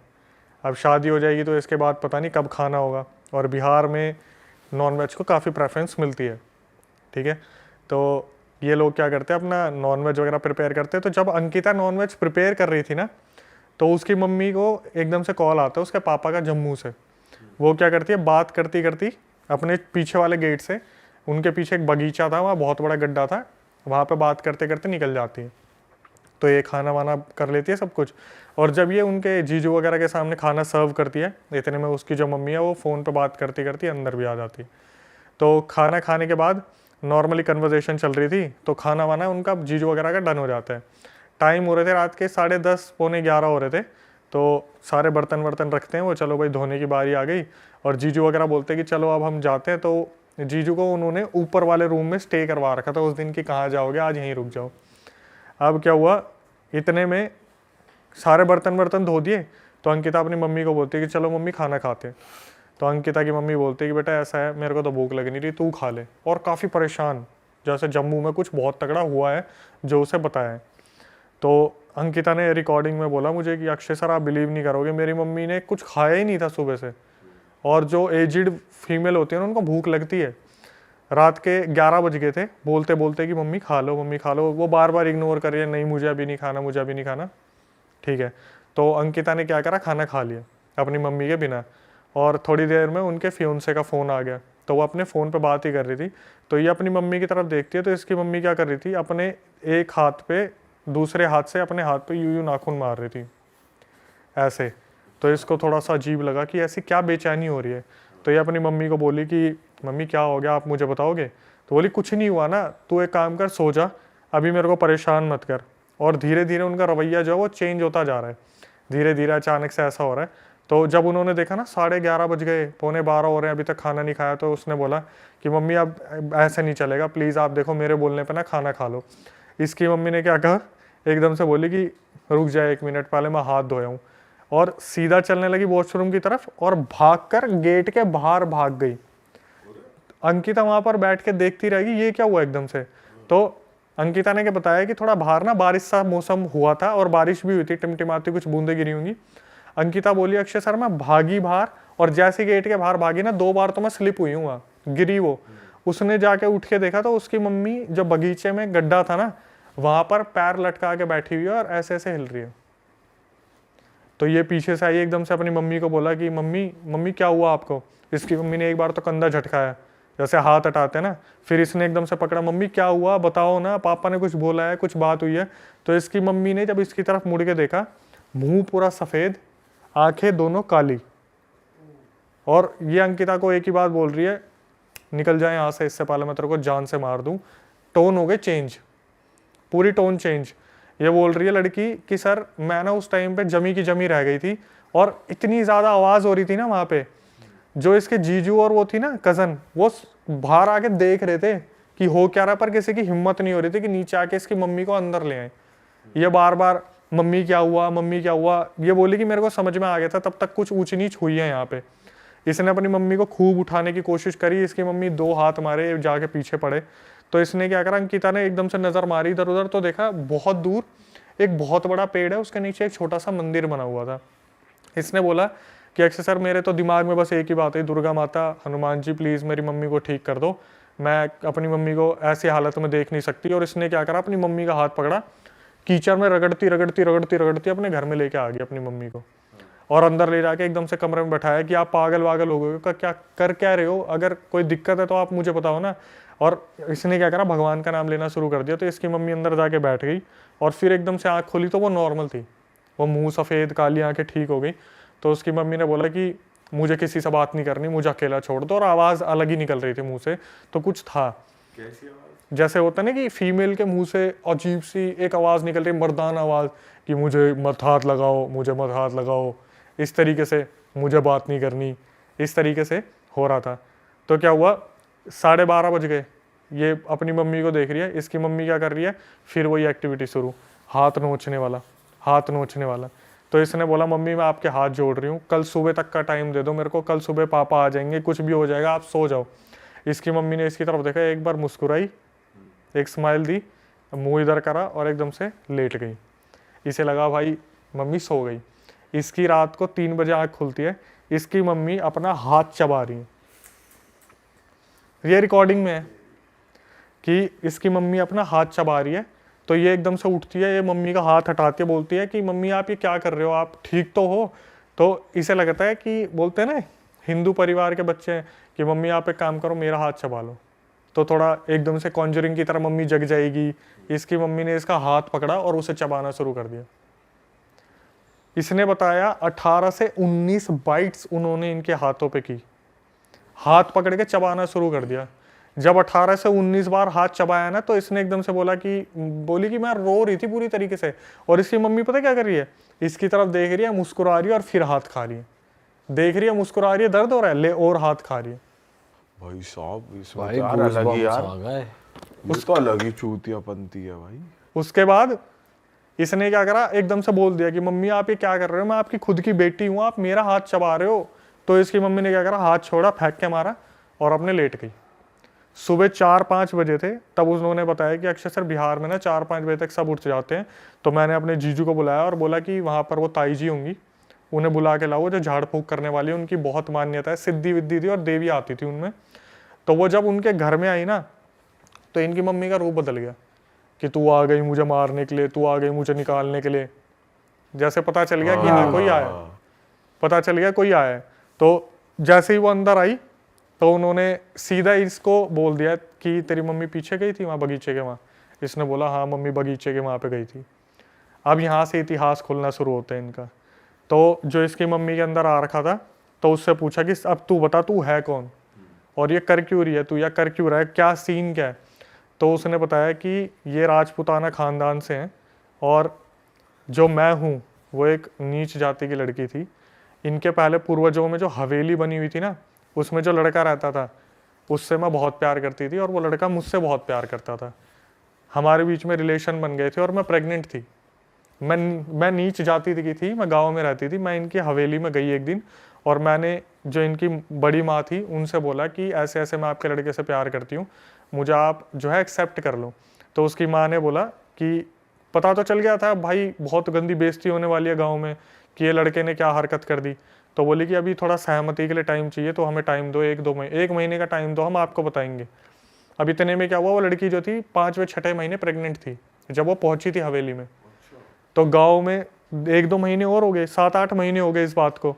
तो गांव में उस लड़की को ताने मारने शुरू कर दिए कि बिन ब्याही माँ हो गई, कुंवारी थी, ऐसा हो गया वैसा हो गया। अब ये लड़की उस लड़के के लिए इतना लॉयल थी कि इसने बताया ही नहीं कि उससे हुई हूँ, कि उनके परिवार की इज्जत ऐसी हो जाएगी। ये क्या हुआ, 8वें-9वें महीने में फिर दोबारा पहुंच गई। पहुंचने के बाद बोली माँ मेरे को एक्सेप्ट कर ले, मेरी गांव में पूरी धज्जियाँ उड़ा दी, मेरी कोई इमेज नहीं रह गई है, मेरे को बहुत ज़्यादा गंदा व्यवहार है, ऐसा कर दिया। तो उसकी माँ ने एक बार पूछा तू मुझे बस इतना बता, तूने किसी को बताया हमारे बारे में? बोली मैंने नहीं बताया। इशारा करती है पीछे से, उसके सर पे डंडे मारने शुरू कर देते लोग, जो अंदर के होते हैं सिपाही वगैरह, डंडे वंडे मारते हैं और वो हालत कर देते हैं। उस लड़की की डंडे लगते लगते ही डिलीवरी हो जाती है। बोला ना पेट पे मारा, इधर मारा उधर मारा, तो प्रेशर हुआ एकदम से, उसने झटके से बेबी को बाहर निकाल दिया। उस हवेली में उन्होंने क्या करा, जन्मे बच्चे को भी जान से मार दिया, उस लड़की को भी जान से मार दिया, और रात को चुपचाप पता है कहाँ दफना दिया, अपने उस वाले घर के गड्ढे में। और वो लड़की जाते जाते मरते मरते श्राप दे गई कि तुम्हारे यहाँ की जितनी भी औरतें हैं, जो जो इस हवेली में रहेगा, मतलब वो घर, उसकी बलि होगी। मतलब वो खत्म है, फिर वो खत्म है, चाहे औरत हो चाहे। उसकी तरफ हाथ कर दिया था, अंकिता की तरफ, कि इसकी शादी है ना, इससे उस शादी से पहले इसे खत्म कर दूंगी मैं। जो आई थी उन्होंने कैसे ना कैसे उस टाइम उसको उस बॉडी से अलग किया, उनकी मम्मी की बॉडी से, और हाथ जोड़ लिए कि आप बिहार छोड़ दो, आप बिहार आना ही मत। अंकिता की शादी हो गई, वो मुंबई में रह रही है, उसके पेरेंट्स जम्मू में रह रहे हैं, और ये वाला घर ऐसे ही बंद पड़ा हुआ है। ओ ये तो कुछ अलग ही सीन है भाई। वो हाथ चबाने वाला। इस वाली में होगा भाई रोंगटे खड़े। भाई यार ये तो बहुत ही दर्दनाक सीन है भाई, कि और बच्चे को भी मार दिया। आपको खुद बताया भाई साहब यार क्या कर रहे हैं भाई लोग, किसी भी हद तक जा रहे हैं यार, हद होगी यार। ये तो पुराना इंसिडेंट है जो उसने बता दिया, ऐसे पता नहीं कितने अब केस उनकी होते शादी होंगे। को कितने साल हो गए? अप्रोक्सीमेटली 3-4 साल हो गए। और उन्होंने बताया भी ये चीज़ कि अक्षय सर, आज भी मेरे हस्बैंड मुझसे पूछ लेते कि ये निशान कैसे हाथ पे, आज तक वो निशान नहीं गए जो मम्मी ने काटे थे। तो जब उन्होंने बोला था कि इसकी भी शादी होने वाली होगी तो मैं इसको छोड़ूंगी नहीं, तो वो उस चीज़ का उपाय कैसे हुआ? वो जो आई थी ना फीमेल, उन्होंने वहां पे 2-3 घंटे तक यज्ञ किया है। बस इतना कर दिया कि इस अभी के लिए निकाल दूं, जब तक ये यहाँ से चले जाए। क्योंकि बोलते हैं ना कि रावण ने भी क्या बोला था, मुझे ये देव नहीं मार सकते, ये नहीं मार सकते, वो नहीं मार सकते थे, लेकिन रावण ने ये नहीं कहा था कि मुझे इंसान नहीं मार सकता। रावण ने इंसान को इतना ये सोचा कि इंसान मुझे क्या ही मारेगा, तो राम के नाम पर जो जन्म हुआ था राम भगवान के, कि इंसान के रूप में रावण ने भी एक छोड़ दिया था। तो इसमें उसने क्या कहा था कि इस हवेली में जो रहेगा, जैसे भूल भुलैया में आपने देखा है, हवेली में आओगे तो वो वाला था कि हवेली छोड़ दी, भाग गए तो बच गए। हाँ, आओ कभी हवेली पे। भाई ये हवेली का किस्सा तो बहुत ही खतरनाक था यार। सही में ये किसी के साथ सही में हो जाए भाई, मतलब सही में हुआ ही है, बट इमेजिन भी नहीं हो पाता भाई, फट जाएगी। मतलब यार, क्या उन्हीं को करेंगे? पता है भाई कि उन पे क्या जिन पे बीती और बीतती क्या है, हुआ, उन्हीं को जो पता जैसे है। काटा उनकी मम्मी ने। सही में भाई अलग ही सीन। मैं कह रहा हूँ आप एक सिचुएशन समझो कि रात को आप 2 बजे बैठे हुए हो और एक ऑडियो आप प्ले करते हो कान में, ये सुनने के लिए कि क्या हुआ होगा, और एकदम से आता कि मेरी मम्मी मेरा हाथ चबा रही थी। 2 सेकंड के लिए हमारी आत्मा निकल के शरीर छोड़ के पूरा द्वार का घूम के वापस आ जाती है। सही में भाई आप तो भाई हिल गए होगे सुन के। क्योंकि वो लड़की जिस तरीके से बता रही है ना, मैं अपने उसमें लगाता हूँ वीडियोस में, रो बिल्कुल ऐसा कि अक्षय सर पता है अक्षय सर, मैंने ना फिर ऐसे करा, अक्षय सर पता है उसकी जो मम्मी थी ना वो ऐसे कर रही थी, उसके जो मेरे जीजू थे ना उनसे नीचे नहीं आया जा रहा था। सोचो कि उसकी कजन और उसके जीजा खड़े होकर बालकनी में से देख रहे हैं, नीचे आने की हिम्मत नहीं हो रही। भाई लड़की ने लेकिन सही हिम्मत दिखाई। यही कमेंट आए हैं उस वीडियो पे कि लड़की को सल्यूट है, उसने जिस तरीके से सिचुएशन को हैंडल करा। पर जीजा को भी मानना पड़ेगा मदद करने गया नहीं, चिकन खा लिया। हाँ, उससे चिकन तो बनवा लिया, ये नहीं ये है मदद नहीं कर है लूं नीचे आके उसकी। हेल्प कर दूं, देख लूं कुछ। भाई ऐसे नींद नहीं आएगी अगर देख ले आप, इस मतलब केस में तू कोई क्या देख ले करेगा अगर अपने- तू जी जाए तो? हेल्प करूंगा भाई, तू करेगा? हाँ भाई और क्या। कद्दू करेगा तू हेल्प? तू साले मक्खी से डर जा।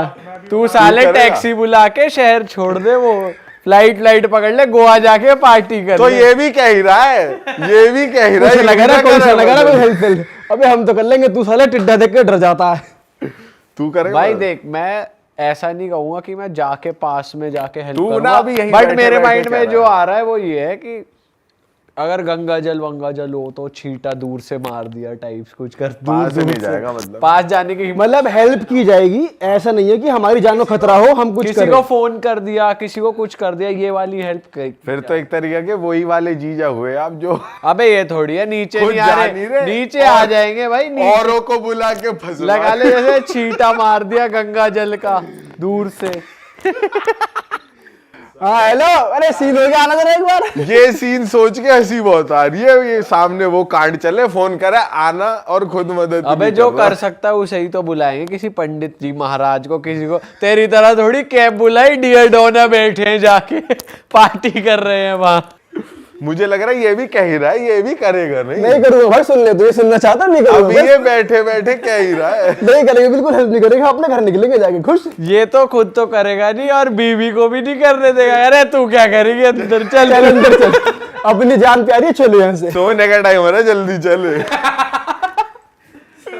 अक्षय भाई आप क्या करते, आप होते तो? भाई मैं तो सच बताऊं, ये सच है, जब हम ऐसी कोई चीज देखते हैं ना, पहली बात तो हमने जिंदगी में इनसे सामना करानी है। हाँ ठीक है, मेरे को नहीं लगता कि हम कुछ करने के लेवल पे होंगे। हाँ सही में भाई, बिल्कुल सही कह रहा अगर हम रात को भी है ना यार, स्लीप पैरालिसिस में तो हमसे कुछ होता नहीं, हमारा शरीर अकड़ जाता है वहां पे। जब हमें लगता है कि कुछ है और सही में कुछ आ गया, तो आपको लगता है हमसे कुछ होगा? भाई एक बात बताऊं, कोई इंसान ना दूसरे के लिए करने को राजी नहीं है। अपने घर वाले होंगे ना तो बंदा जान की बाजी भी लगा देगा। जैसे उसने देखा कि हाँ मेरी माँ के साथ कुछ हो रहा है, तो बेटी ने जान की बाजी लगाई और करा काम। कोई जीजा हो, पीजा हो, सीजा हो, तू क्या कर लेगा, तू क्या कर लेगा, ये सब तो चूतेबंदी की बात है। अपने अगर घर वालों के साथ होगा तो सीधी बात बताऊं तो अपने अगर क्लोज रिलेशन होंगे, भाई होंगे, तो करा जाता है भाई।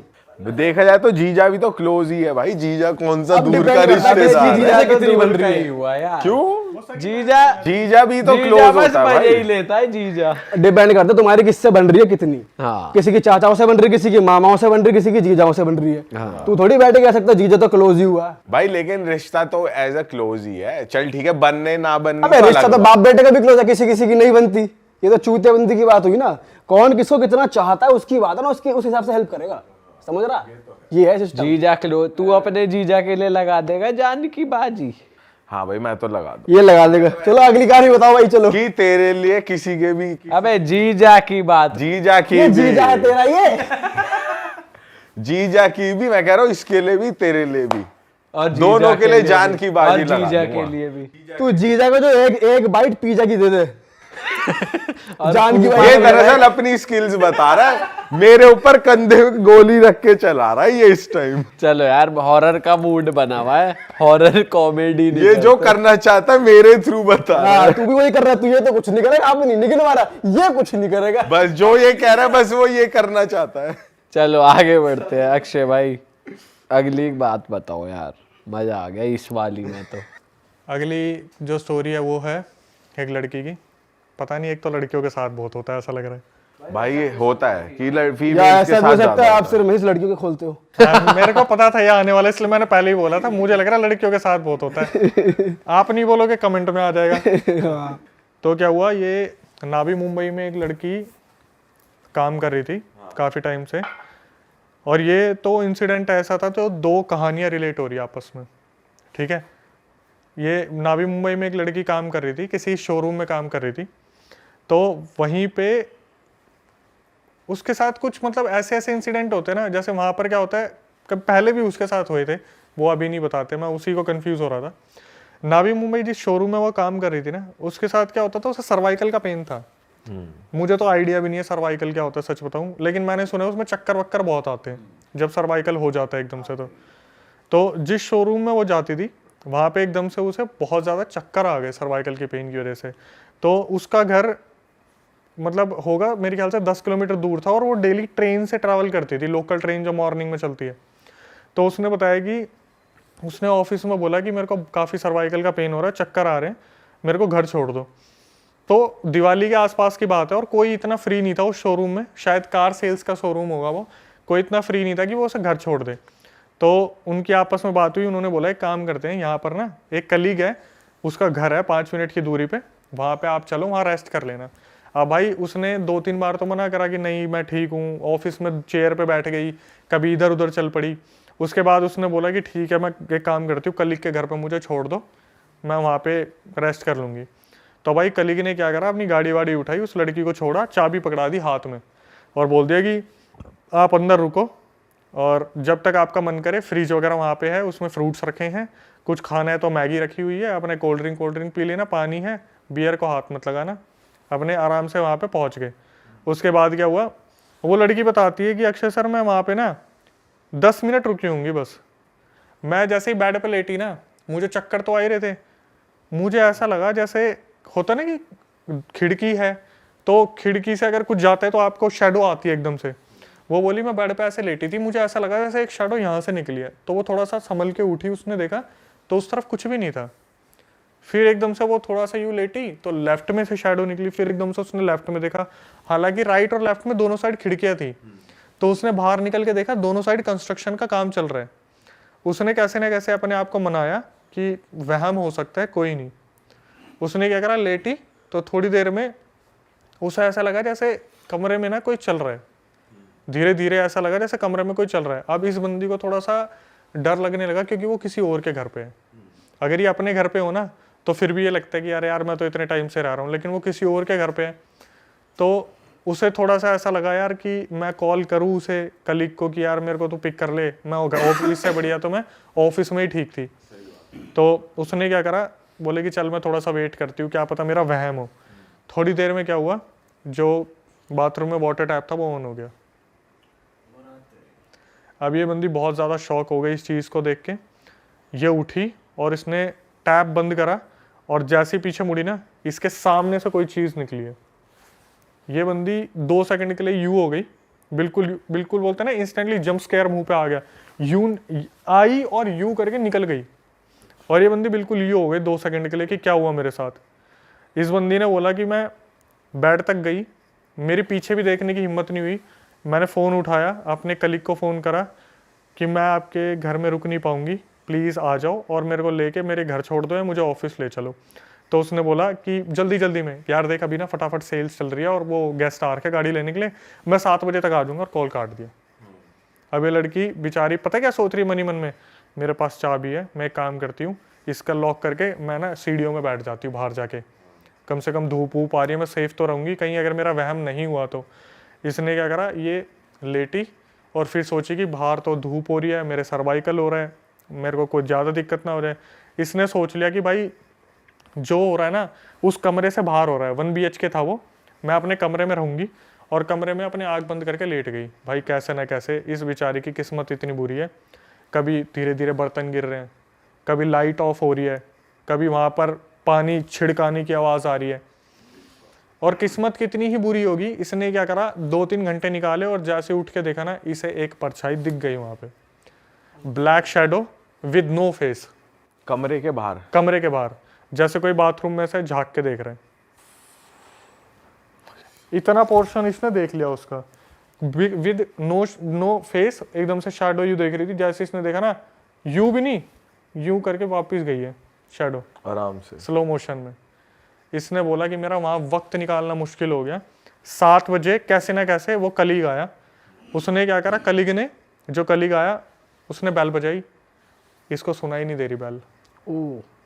उसने इसे फ़ोन करा कि आप इतनी देर से बेल बजा रहा हूँ, आप सो रहे थे क्या? ये बोली कौन सी बेल, आपने मुझे मतलब बेल कब बजाई आपने? तो ये बोली, उसने कलीग ने बोला आप एक काम करो, आओ और गेट खोलो, मैं गेट पे खड़ा हूँ। ये बोली मैं गेट खोलने के लिए उठी, मैंने अपने सैंडल्स वगैरह पहने, मैंने जैसे कमरे के बाहर कदम रखा ना, मेरे सामने वो चीज़ आके खड़ी हो गई, बिल्कुल सामने। और उसने क्या करा, सामने आके मेरे अंदर से आर पार निकल गई। तो बोलते हैं ना हवा का झोंका जैसे बहुत तेज लग के निकलता है बॉडी से, वैसा एकदम से उसके आर पार निकल गया। और ये क्या हुआ, वहीं की वहीं फ्रीज हो गई। ये बोली कि उसी टाइम 1 सेकंड के अंदर मुझे कोल्ड हो गया। ये बिल्कुल मुश्किल से रेंगती रेंगती गेट तक पहुंची। इसने गेट खोला, वो बंदा अंदर आया, उसने बोला कि क्या हुआ तुम्हें? इसने बताया कि आपके फ्लैट में ऐसे ऐसे कुछ एंटिटी है, मुझे दिखी है, ये वो। तो उस बंदे ने इसे मजाक बना दिया कि आपको तो वहम हो गया, ऐसा कुछ भी नहीं है, ये तो बोलने वाली बात है, और मैं इतने टाइम से रह रहा हूँ, 2-3 महीने हो गए रहते हुए, ऐसा कुछ भी नहीं है। अब क्या हुआ, ये लड़की कैसे ना कैसे अपने घर पहुँच गई। इसने 1-2 दिन की छुट्टी ले ली। उसी दौरान आ गई दिवाली। तो दिवाली से 1 दिन पहले इनको मैंडेटरी आना ही आना था ऑफिस में। तो क्या हुआ, ये दिवाली से 1 दिन पहले अपने ऑफिस जा रही थी रिपोर्टिंग के लिए। सुबह सुबह इसे दिखता है कि कोई लड़की इसका पीछा कर रही है, 20-21 साल की लड़की। और ये अपने घर से निकलती है तो देखती है कि कोई पीछा कर रहा है। तो उसने रिकॉर्डिंग में यही बोला कि अक्षय सर कोई लड़का होता है ना तो डर लगता है, कोई लड़की थी मैंने नहीं ध्यान दिया। तो क्या हुआ, बोली सुबह की लोकल मैंने पकड़ी, तो 2 स्टेशन जो लोकल स्टेशन थे उसके बाद उसका ऑफिस आ जाता है। वो लड़की ट्रेन में भी चढ़ गई। तो बोली कि जब हम ट्रेन में जाते हैं ना, तो अगर हम रेगुलर जा रहे हैं तो हम चेहरे पहचान लेते हैं कि ये तो डेली जाने वाला है। हमारी कभी कभार उनसे बातचीत भी हो जाती है कि और आप कैसे हो, ये वो लड़की बिल्कुल नई थी वहाँ पे, बिल्कुल नई। तो क्या हुआ, इसने जब देखा ना उसे, तो पहले सोचा मैं इससे पूछूं नहीं पूछूं, कहीं ये मेरा पीछा तो नहीं कर रही। इसने बोला छोड़ना, मेरे को क्या करना है। ये अपने ऑफिस पहुंच गई। तो ऑफिस में जैसे सब खाना खाने निकलते हैं, ये बाहर आके देखती है लड़की इसके ऑफिस के सामने खड़ी है रोड के दूसरी तरफ, और इसे ही देख रही है। ये सोचती है भाई ये लड़की पागल वागल होगी, वो तब भी इग्नोर कर देती है। शाम को जब वो निकलती है ना, इसे तब लगता है कि शायद अब वो लड़की मुझे नहीं दिखेगी, वो लड़की इसे तब भी फॉलो कर रही होती है। ये अपने घर के अंदर घर पहुंच जाती है, और ये क्या करती है, गेट बंद कर देती है। तो वो जो लड़की थी वो अपार्टमेंट के बाहर इनके रुक गई थी, अपार्टमेंट के अंदर नहीं आई थी। ये जाके ना सोचती है मैं मम्मी को बताऊं ना बताऊं कि मेरे साथ ऐसा ऐसा हो रहा है। ये सोचती है यार मम्मी को बता दूंगी, टेंशन लेंगी बहुत ज़्यादा, देखते हैं कल होगा नहीं होगा। दिवाली वाला दिन था, या दिवाली से एक दिन पहले वाला दिन था। इन्होंने, इसकी मम्मी ने और इसने प्लान बनवाया कि मेहंदी लगवा के आएंगे बाहर मार्केट से। तो ये अपने मेहंदी लगवाने जब गए ना, वो लड़की फिर फॉलो करना स्टार्ट करती है।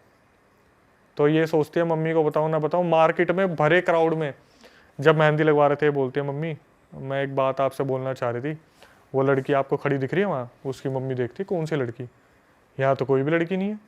तो बोलती है नहीं मेरे को तो कोई लड़की नहीं दिख रही।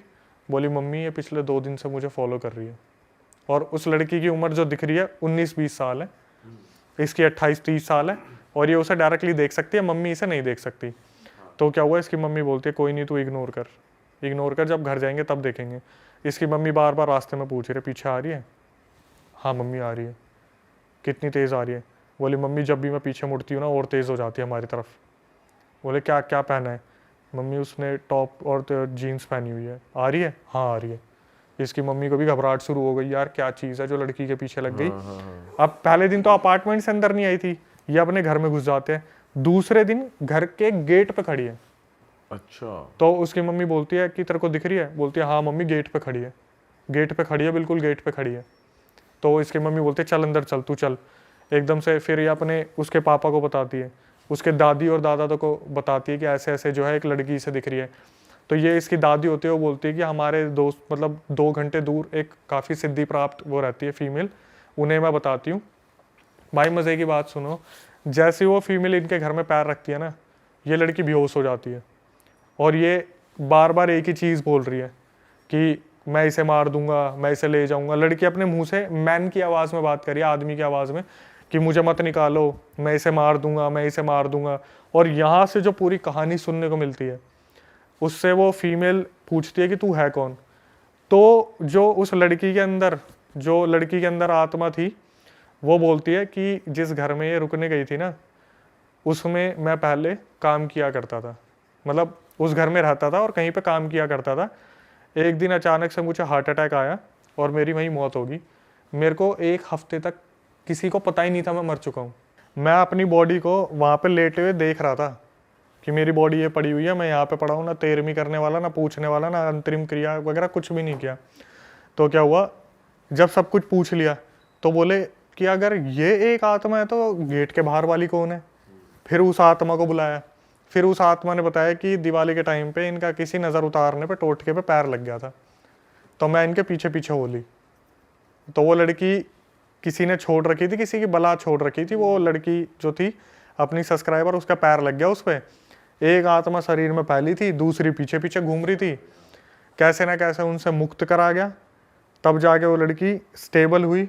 लेकिन अब तक उसके साथ ऐसा है, बोलते ना कि एक आत्मा घुसी तो शरीर के द्वार खुल गए, वो कभी भी उसके अंदर कुछ भी आ जाता है कभी भी। अरे भाई साहब, मतलब कहीं पे नेगेटिव जोन में वो जा नहीं सकती, कहीं नहीं जा सकती। उसको ताबीज दे रखा है, और उसमें ये भी बताया उसने कि ताबीज में एक लोहे का चक्कू है जो उसकी रक्षा करता है, और अगर वो ताबीज नहीं होगा तो वो लड़की नहीं होगी आगे। साफ रिस्ट्रिक्शंस है, अगर ये ताबीज तुम्हारे गले से उतरा तो फिर शायद वो अटैक कर सकते हैं एंटिटीज, और फिर उसके लिए भाई अटैक नहीं, सीधा लेके जाएंगे। अच्छा, क्योंकि पहले ही पोजेस कर रखा था ना, निकाल के भगाया उसे, क्योंकि अब देखो एक और टर्निंग पॉइंट। तो क्या हुआ, जब ये सब्सक्राइबर ठीक हो गई, एक हफ्ते बाद अपने ऑफिस गई ना, तो उस बंदे को पकड़ा कि भाई तुम कह रहे थे तुम्हारे घर में कुछ भी नहीं है। तो वो जब पूरी बात सुनता है ना, तब पता क्या बोलता है, यार मुझे सिर्फ ऐसा लगता था कि मुझे ना मेरे फ्लैट में कोई घूर रहा है, मैंने कभी ये नहीं सोचा था इतना होगा। तो क्या हुआ, उसने बोला कि मैं बात करता हूँ ऑनर से, है क्या इस बारे में। फिर उसने क्या करा, अपने ऑनर को, उसको फ्लैट के ऑनर को कॉल करा कि भाई एक बात बताओ, आपके घर में किसी की डेथ हुई थी। तो वो एकदम से शॉक हो जाता है कि ये बात तो किसी को पता ही नहीं थी, यहाँ पे एक लड़का ऐसे ऐसे मरा था 3-4 महीने पहले। जब उसके बाद इसने ले लिया, वो जो इनके कलीग थे उसने, तो उसने बताया कि हाँ 3-4 महीने पहले एक लड़के की डेड बॉडी मिली थी, और जो रीज़न आया था वो हार्ट अटैक का आया था, हमें किसी को पता ही नहीं चला वो कब मर चुका है, 1 हफ्ते से। तो उसने बोला कि आपने क्या यहाँ का शुद्धिकरण कराया था। बोले कि हमें इतना टाइम ही नहीं मिला, हम तो जस्ट बॉडी रिकवर होगी, हम अपने निकल गए जहाँ हम रह रहे हैं, और वो फ्लैट ऐसे ही रखा हुआ था, उसका कोई शुद्धिकरण नहीं हुआ, कुछ नहीं हुआ। उस कलीग ने उसी दिन सेम डे उस फ्लैट को खाली करा था। मतलब अब भी उसकी बॉडी प्योरीफाई नहीं हुई है, वहीं है वो फ्लैट में। बताओ भाई ये तो भाई अलग ही सीन है यार। अपना हो तो ध्यान देंगे ना, अपना नहीं है तो क्या ध्यान देना, पड़ी रहे किसी की भी बॉडी है। सही बात है भाई। पर ऐसे करना नहीं चाहिए भाई, अलग ही सीन है भाई मोस्टली ऐसे जो स्पिरिट्स होती है ना, इनका लास्ट रिचुअल्स ढंग से नहीं होते, इसलिए रह जाती हैं, भटकती रहती हैं इसीलिए ही। आपने कोविड में नहीं देखा क्या हुआ है? कोविड में क्या हुआ है? आपने कोविड में अगर देखा हो, कितनी ऐसी बॉडीज थी जिनको ना जलाया गया ना कुछ करा, सिर्फ गंगा में बहा दिया। हाँ। तो जब न्यूज़ आप देखोगे, न्यूज़ में एक बंदा आया था, वो बोला कि मैं डुबकी लगाने के लिए नीचे घुसा और ऊपर उठा, उसके मुंह के ऊपर से बॉडियाँ तैरती जा रही थी कोविड के टाइम पे। कोविड के टाइम तो बहुत हुआ है भाई ये सब। ये सोचो उनके स्पिरिट्स का क्या हुआ होगा, जिनको अंतिम क्रिया नहीं मिली, अंतिम संस्कार नहीं मिला, भाई वो सारी भटक ही रही होंगी। भटक रही है। भाई अगली स्टोरी कहाँ की है? अगला जो इंसिडेंट है भाई, हम कोटा वाला कवर करते हैं। राजस्थान कोटा का एक पूरा रियल इंसिडेंट है हमारे पास, ये भी सब्सक्राइबर ने भेजा हुआ है।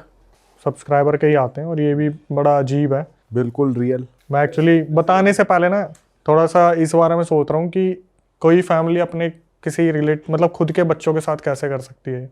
अच्छा। तो मेरा थोड़ा ध्यान उस तरफ जा रहा था। एक्चुअली मैं कोटा राजस्थान का पूरा इंसिडेंट है। मम्मी पापा और 5 बहनें 1 भाई, इनका पूरा परिवार होता है। पापा की फैक्ट्री है और पापा फैक्ट्री में अच्छा खासा वर्क कर रहे हैं और काफ़ी बहुत अच्छी तरीके से उसे मैनेज कर रहे थे। 5 लड़के 1 भाई, भाई सबसे छोटा था, और जो 2 बड़े बहनें थी उनकी शादी हो गई थी, तो 3 बहन रह गई और 1 भाई रह गया। होता क्या है, जो भाई पैदा हुआ था ना, वो बहुत ही कमज़ोर ग्रह के साथ पैदा हुआ था। उसके नक्षत्र ऐसे थे कि जब वो पैदा हुआ था तो पूजा पाठ के दौरान ही बता दिया गया था कि इसके साथ कुछ ना कुछ ऊपरी सीन रहेगा ही रहेगा। बचपन से ही उसके साथ कोई ना कोई दिक्कत रहती थी। ऊपरी मतलब पैरानॉर्मल जो है चीज़ें, पोजेशन चलता रहेगा इसके साथ। इसके साथ कोई ना कोई दिक्कत रहेगी। तो उसकी मम्मी ने क्या करा था, शुरू से ही उसके गले में एक ताबीज़ डाल रखा था, किसी मौलवी से लेके वो ताबीज़ वगैरह डाला हुआ था। तो हुआ क्या, जब लड़का जो था, जब वो 4-5 साल का था, तब जैसे होता ना कि फैमिली आउटिंग के लिए गए हैं, 2-3 परिवार वाले आउटिंग के लिए चले गए, तो ये भी 2-3 परिवार वाले आउटिंग के लिए गए थे। और वो परिवार वाले भी कौन थे, जैसे मेरी बेटी अगर किसी स्कूल में पढ़ रही है तो वहाँ पर पेरेंट टीचर मीटिंग में किसी और के पेरेंट्स भी मिल गए, ये दोस्त हैं तो वो भी, हम भी दोस्त बन गए। तो ऐसे 4-5 साल का जब ये बच्चा था, लड़का था, तब ये आउटिंग के लिए गए थे। वहाँ पे इन्होंने एंजॉय वगैरह करा और फिर ये लोग वापस आ गए। तो इसकी मम्मी जो थी लड़के की, इसका नाम हम कुछ रख लेते, पुनीत रख लेते, क्योंकि पुनीत का ही पूरा रियल इंसिडेंट है। और जो भेजने वाली है इनकी बहन है एक हमें। तो इनकी बहन ने बताया कि जो भाई थे पुनीत, जैसे जैसे वो बड़े होते गए तो हमने एक चीज़ ऑब्जर्व किया कि वो जो पुनीत है वो पढ़ाई में बहुत अच्छे हैं। जैसे जैसे आगे बढ़ते रहे पढ़ाई में वो स्कॉलर बनते चले गए। जब कोई बच्चा पैदा होता है तो कुछ कमियां भी लेके आता है और कुछ अच्छी चीज़ें भी लेके आता है। तो इसमें ये एक चीज़ थी कि ये जिस चीज़ को पढ़ा करता था वो इसके दिमाग में फीड हो जाती थी। धीरे धीरे बड़ा होता गया। जब ये 15 साल का हुआ लड़का, तब इसके पापा का एक बहुत बुरा एक्सीडेंट हुआ। वो एक्सीडेंट ऐसा हुआ जिसमें इनके फैमिली को बहुत ज़्यादा क्राइसिस पड़ा, फाइनेंशियल इश्यूज बहुत ज़्यादा बिगड़ गए, चीज़ें बहुत ज़्यादा बिगड़ गई, जिस वजह से क्या हुआ, जो फैक्ट्री का वर्क था वो पूरा ख़त्म हो गया। इसके पापा 1 साल पूरे हॉस्पिटलाइज रहे और 4 साल वो घर पर रहे, जहाँ पर उनसे ना उठा जाता था ना काम किया जाता था। 5 साल उनके ऐसे ही बर्बाद हुए। और इन चीज़ों की वजह से क्या हुआ कि घर की आर्थिक स्थिति बहुत ज़्यादा बिगड़ गई। तो मम्मी क्या किया करती थी, मम्मी एक टाइम पर आके दूसरों के घरों में जैसे बर्तन वर्तन का काम होता है, टिफ़िन सर्विस का काम होता है, ये सब करना उन्होंने स्टार्ट कर दिया। अब जब वो लड़का जो था, जब पुनीत 18 साल का हुआ, तो पुनीत जब 18 साल का हुआ तो यहाँ से उसके साथ कुछ जो है इंसिडेंट होने स्टार्ट हुए। और इंसिडेंट क्या हुआ है, जैसे 18 साल का जब वो था तो जो घर में 3 बहनें थी, उनमें से एक जो छोटी वाली बहन थी उसने टीवी चला रखा था। टीवी चलाते हुए क्या हुआ, उसने वॉल्यूम थोड़ी ज़्यादा कर रखी थी। पापा ने इस टाइम पे कहीं पे एक साड़ी की जो शॉप होती है वहाँ पर एज ए कैशियर ज्वाइन कर लिया था, क्योंकि उनसे ज़्यादा काम किया नहीं जाता था, दूर दूर जाया नहीं जाता था। तो हुआ क्या, जो छोटी बहन थी उसने टीवी की वॉल्यूम बहुत ज़्यादा बढ़ा रखी थी। तो जो पुनीत था 18 साल का होते ही उसी दिन सेम डे, मान लो मुश्किल से 1-2 दिन आगे पीछे हुआ होगा, तो ये उठता है अपनी बहन को बोलता है कि आवाज़ कम कर ले। तो जो उससे तो बड़ी ही थी ऑब्वियसली बहन, जो सबसे छोटी थी उनमें, वो बोली भैया मैं टीवी तो देख रही हूँ, क्या हो गया, क्या प्रॉब्लम हो गई, आपको कोई दिक्कत थोड़ी ना है। भाई ये उठता है और अपनी बहन को पीटना स्टार्ट कर देता, बुरी तरीके से, बहुत बुरी तरीके से पीटना स्टार्ट करता है। जो बहन थी वो चिल्लाने लगती है मम्मी मम्मी मम्मी। तो बाकी 2 बहनें आती हैं, वो देखती है अब ये तो मार देगा, पागलों की तरह पीटने लग रहा है, चाटे चाटे चाटे चाटे। वो जाती है और मम्मी को बुलाती है कि मम्मी ऐसे ऐसे जो भाई है पुनीत वो बहन को मार रहा है, एक बार चल के देखो। तो जब मम्मी आती है तो एकदम से शांत हो जाता है, मम्मी की तरफ देखने लगता है। तो इनकी मम्मी पूछती है कि तू क्या कर रहे है, क्या हरकतें कर रहा है, बहन को मारेगा क्या? तो वो बोलता है कि मेरी तबीयत ठीक नहीं है और मैं इतनी देर से बोल रहा हूँ इसे कि टीवी ऑफ कर दे, ये टीवी ऑफ नहीं कर रही, मेरे पेट में इतना दर्द हो रहा है। तो इनकी बहनों को लगता है कि ये बहाने बना रहे हैं कि मतलब इसने मार तो दिया ही, अब मम्मी इसको ना मारे इसलिए ये बहाने बना रहा है। अब भाई एक चीज़ आप देखना, जिस घर में 5 बहनें और 1 भाई हो ना, तो प्यार किसको मिलना है आपको पता ही है, भाई को ही प्यार मिलेगा। और बहुत मन्नतों से मांगा गया था इसको कि भाई मन्नतों से हमारा हो जाए बच्चा। 5 में ट्राई करा तो 5 लड़कियां हुई, उसके बाद लड़का हुआ। तो इसके बाद क्या हुआ, 2 दिन की एग्जैक्टली 2 दिन बाद की बात है, मम्मी बाहर गई हुई थी काम से, 1-2 बहनें घर पे होंगी और पापा तो वो शॉप पे बैठे थे साड़ी वाली पे। तो इनकी 1-2 बहन घर में थी, ये देखती है भाई ने एकदम से बेड पे आराम से लेटा हुआ था और वो चिल्लाता है जोर से। तो जब ये अंदर आके देखते हैं तो ये देखते हैं भाई जिस बेड पे लेटा हुआ था उसका पूरा लोअर जला हुआ है, पूरा लोअर जला हुआ है और आराम से बैठा हुआ है और चद्दर को कुछ नहीं हुआ, बस लोअर और उसके पैर जले हुए हैं। बहन आके देखती है और अचानक से देखती है उसके बगल में एक नोट रखा हुआ है, एक कागज। मम्मी को बुलाया जाता है कि मम्मी ऐसे ऐसे भाई की जो है पैर जल गया, पता नहीं कैसे जला, क्या हुआ समझ नहीं आ रहा। तो जब मम्मी आती है ना अंदर, मम्मी बोलती है कि उस टाइम में मम्मी पढ़ी लिखी नहीं थी, उन्होंने बोला बेटा कोई एक तुम में से पढ़ के बताओ इसमें क्या लिखा हुआ है। तो वो जो नोट था, कागज था, उसमें लिखा हुआ था मेरा नाम पंकज है, मैं जब 18 साल का हुआ था गुवाहाटी का रहने वाला हूँ, मेरे भाई ने प्रॉपर्टी के डिस्प्यूट में मुझे जान से मार दिया था, मैं इसकी बॉडी में 5 साल का जब ये था तब से हूँ जब से 5 साल का था। ये उस पे लिखा हुआ है, कागज पे पूरा लिखा हुआ था नोट पे कि जब ये पुनीत 5 साल का था तब से मैं इसके अंदर हूँ, मैं किसी को कोई नुकसान नहीं पहुंचाना चाहता, मुझे अपने भाई से बदला चाहिए जिसने गुवाहाटी में मेरा लैंड अब उसने कब्जा लिया है। अब आपने ये सब कुछ पढ़ लिया ना, उस पर लिखा हुआ है बाकायदा, अब आपने ये सब कुछ पढ़ लिया, मेरे बारे में जान लिया, तो इसे जला देना, वरना आज आपका लड़का सोएगा और कल उठेगा नहीं। ये क्या करते हैं, फटाफट से गैस ऑन करते हैं, उस पर कागज को रखते हैं, तो कागज में से ऐसा होता है थोड़ा हिस्सा बच जाता है जो नहीं जला होता। तो ये जो पुनीत है एकदम से चिल्लाना शुरू करता है मम्मी उसे जलाओ, मुझे बहुत जलन मच रही है, उस कागज को पूरा खत्म करो। तो ये एक और कागज उठाते हैं, उस पर राख डाल के फिर उस कागज को जलाते हैं, तब ये थोड़ा सा शांत होता है। अब इसकी मम्मी का दिमाग खराब हो जाता है कि मैंने बचपन में ही इसे ताबीज़ बना दिया था, उसके बाद कोई एंटिटी इसके ऊपर कैसे हावी हो सकती है इस तरीके से। भाई ये उसके पास जाते जिस मौलवी से ताबीज़ बनाया था, तो उस मौलवी को बुलाया जाता है कि ऐसे ऐसे बताया जाता है कि ऐसे ऐसे ताबीज़ बनाया था, फिर भी उसके साथ कुछ ना कुछ सीन हो रहा है। तो वो समझ जाता है कि भाई ये मेरे हाथ की बात तो नहीं है। ये बोल देता है कि जिस तरीके से आप बता रहे हो कि मेरे ताबीज़ पहनाने के बावजूद भी उसके ऊपर कोई एंटिटी आ गई, तो मेरे हाथ की बात नहीं है, मतलब कोई बड़ी ही शक्ति ने इसे घेर लिया है।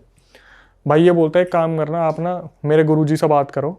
और वो सेठी करके कोई गुरुजी थे, उनको बोला कि शायद मुजफ्फरनगर या मुरादाबाद के कोई गुरुजी थे, उनसे आप बात करो, वो इस चीज़ का इलाज बताएंगे। अब इस ड्यूरेशन में क्या होता था, ये जो लड़का था ये बहुत ज़्यादा एग्रेसिव हो गया था।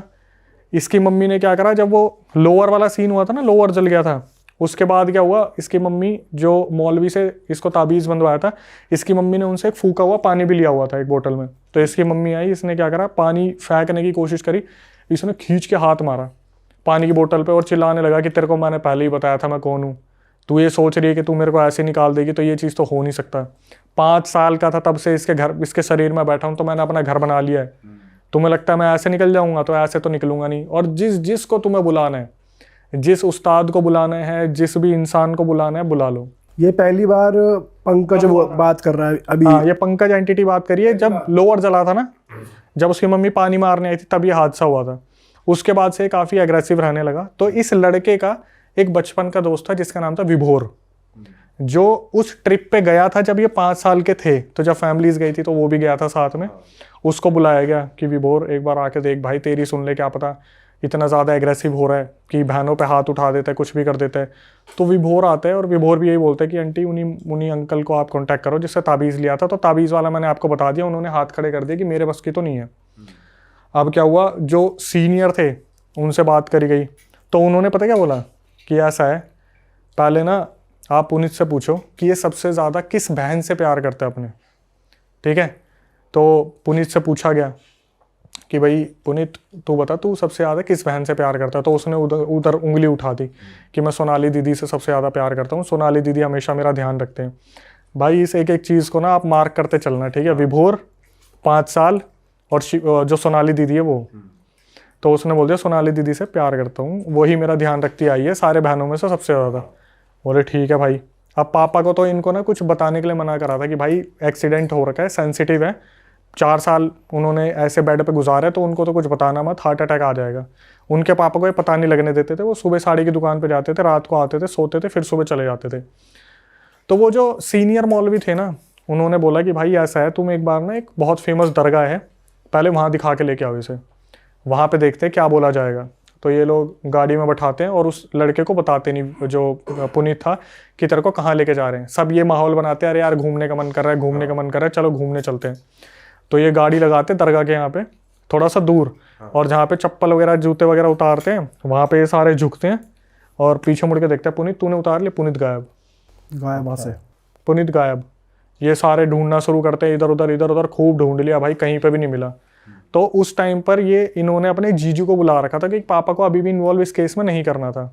जिस बहन की शादी हो रखी थी उनके हस्बैंड को बुला रखा था कि जीजू आप देख लो, थोड़ा सा इसको ऐसे कंट्रोल कर लो कि किसी को पता ना चले। मोहल्ले में भी इज्जत की बात आती कि बहनों की शादी ना हो पाए फिर बाद में। तो जीजू हैरान हो जाते हैं, यार अभी तो ये साला यहीं पता है एकदम से कहाँ गायब हो गया।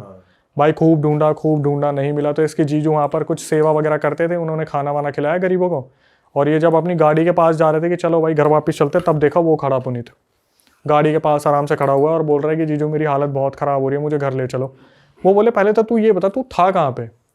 बोले मैं तो जब वहाँ पे गया था तभी मेरे पेट में दर्द हो गया था, मैं तो वापस आ गया और तब से मेरी तबीयत बहुत ख़राब है, मैं तो गाड़ी के पास हूँ। तो ये बोलते बेटा तू गाड़ी के पास तो नहीं था, हमने हर जगह तुझे ढूंढा, तू नहीं मिला, तू कहाँ था।